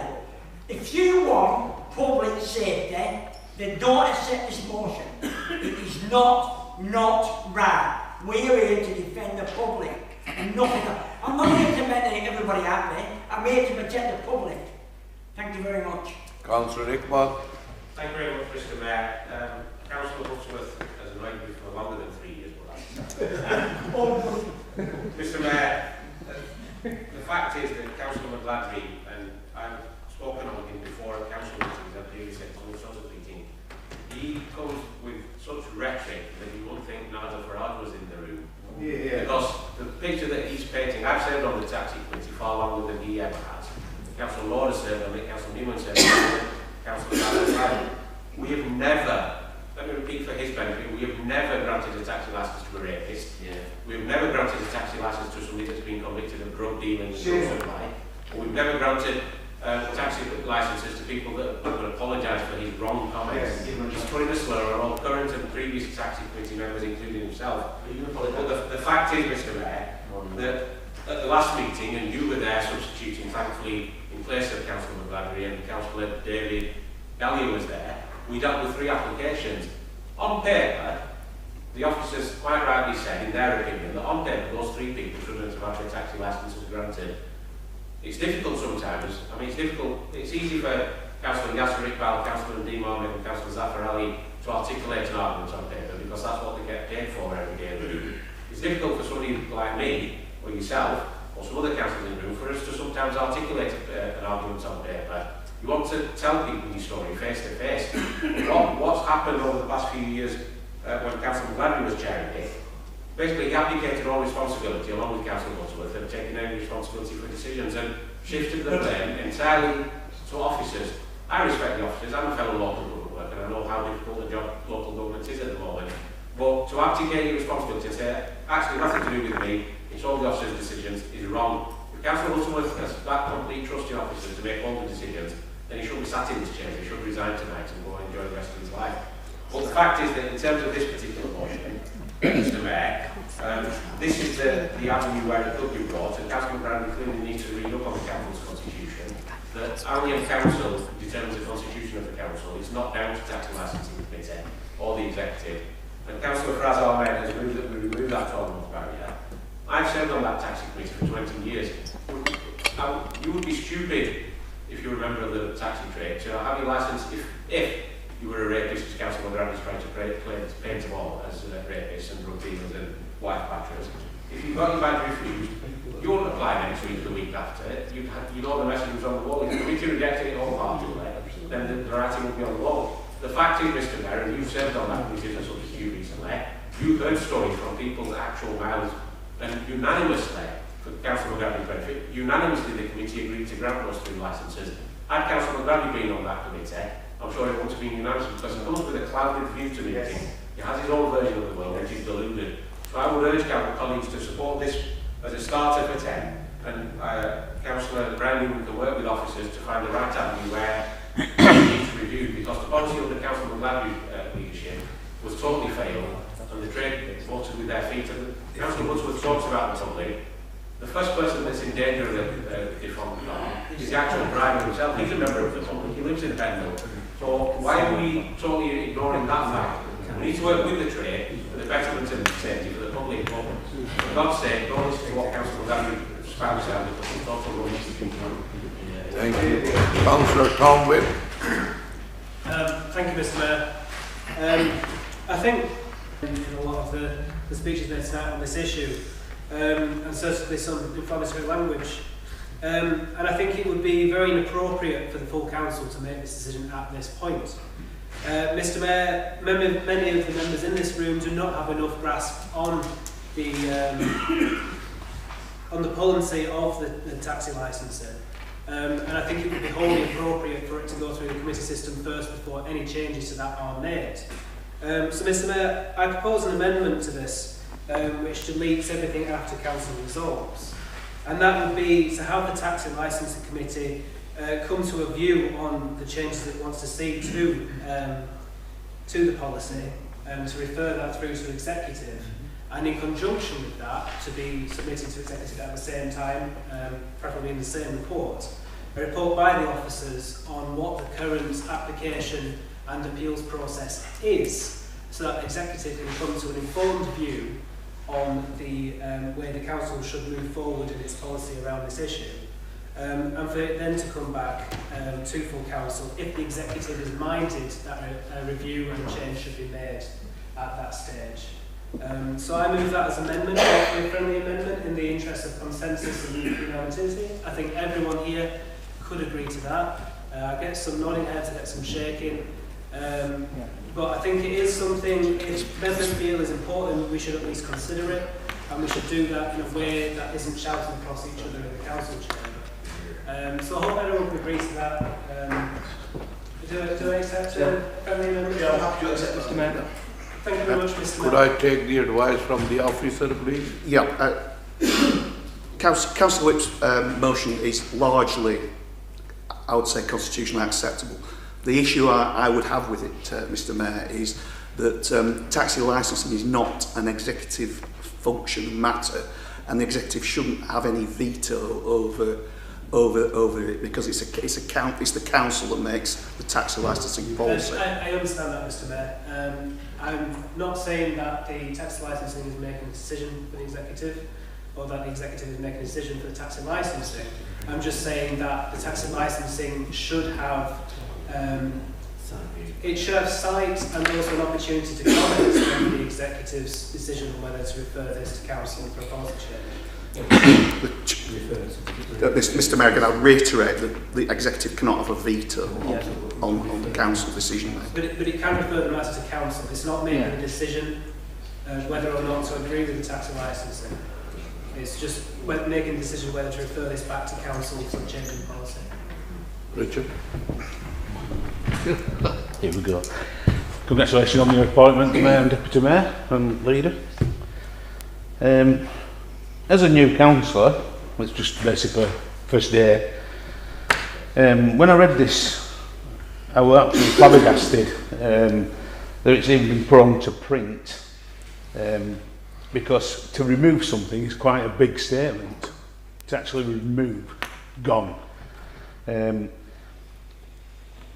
Because I used to be a taxi driver a lot of years ago, and there were 3 solid foundations for the core licence, and one of it was good standing, good character, that you had a driving licence that was in the regulations, it was all above board, and that you had you maintained a car safely, and safely when you called a taxi, that you know that all these foundations, that car you were getting, that it was safe, it was maintained, the driver was legal, and everything. And I just think, I just think it's really strong to have the word removed off the policy. So I'm just Councillor Nadeem Ahmed. Yeah, thank you, Mr Mayor. Agree with a lot of what Councillor Tom Wick has moved. I think it's a really difficult subject, which is why we continuously have discussions around taxi policy over many, many years and don't seem to come to a unanimous view. We've heard arguments from both sides. Neil Butterworth talked about public safety and it's paramount, and that is the duty of us as a council, is to protect members of the public. On the other hand, we've heard arguments put really well by Councillor Yasser Iqbal, who talked about the human element of it and the drivers who have to earn a living in very, very difficult circumstances. We've heard examples of decisions which have been reconsidered at committee stage and licences being granted. Well, we have to be really careful in terms of what we put forward, because some of us, including myself, really need to understand the implications of what's on the motion.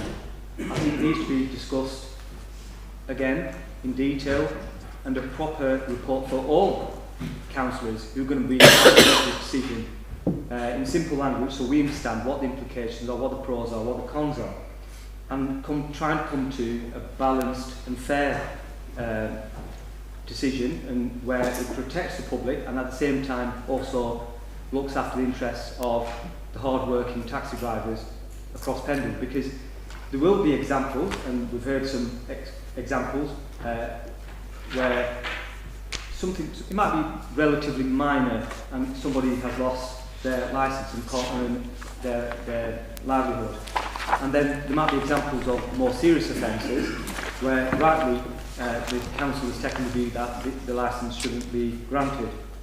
So I think it does need further discussion and clarity, and I agree with what Councillor Tom Wick has proposed, and I'm hoping we can come to a unanimous view across the council, because there is such an important matter. What we don't want this is, as we've had previously, is turn this into a political football. Let's work together and try and agree, and try and come to some sort of consensus.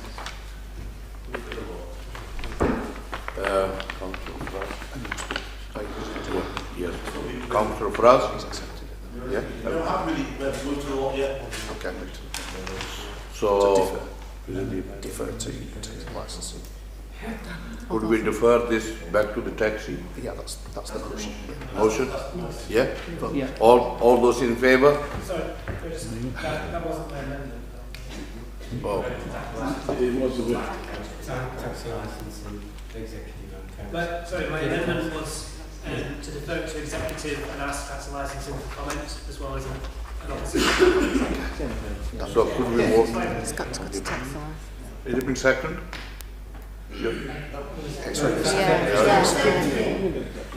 Vote on. So could we vote on the... Have an amendment, Mr. Mayor. Yeah. I think to ask, I'm sorry for extending the debate, we're in dangerous territory again.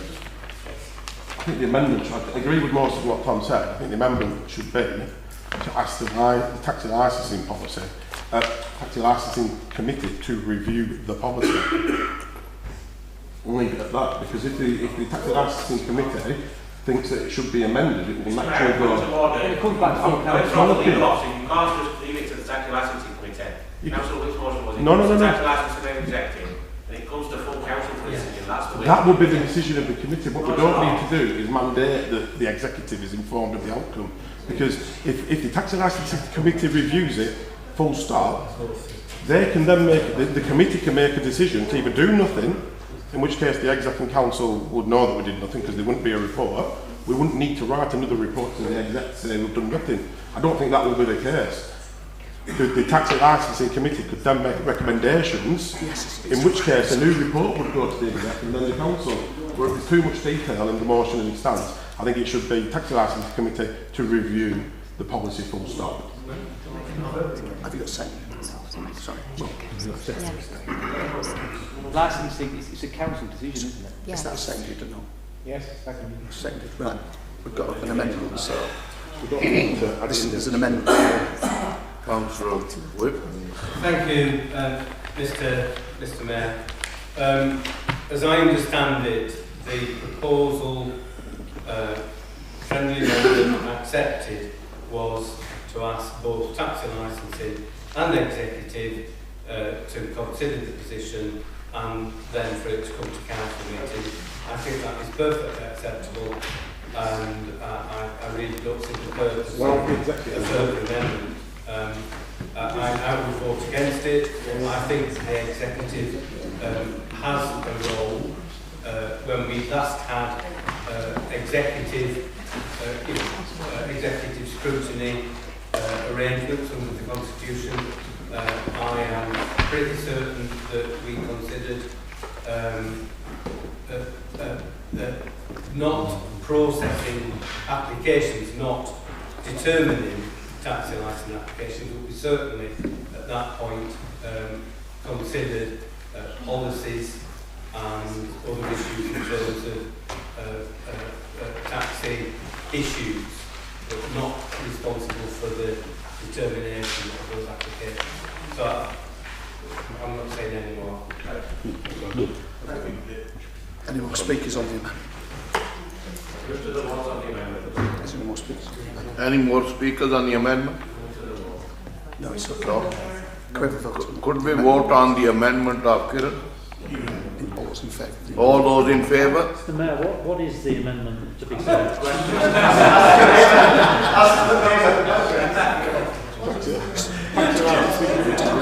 Could you clarify, please? Because what's going to happen is, on the execs, the independents will outvote the officer wants to speak. Councillors, there is an amendment on the table proposed by Councillor McGladdery. It was seconded by Councillor Salter. And it was simply to refer the matter to the Taxi Licensing Committee. That is the amendment, and we need to move to a vote on that, please, Mr. Mayor. Okay. Could we vote on this amendment? All those in favour? All those against? You lot will be outvoted. Can I just say something before we take the vote on this one? I just want to repeat that the executive does not have a veto over what can come to the council. It does not have a veto, no, because this is a matter of taxi licensing policy, and it's a council function, not an function. So that the vote is on the deferral as has been set out, but the legal implications of an executive veto. There is no executive veto. I just need to explain that to the council. It's a council decision. Please vote on. So, could we, who's in favour of this amendment? Defer? Councillor Farrell says. Councillor Faraz? Further amendment. Motion. Joking. All those in favour? All those against? That's been deferred. Thank you.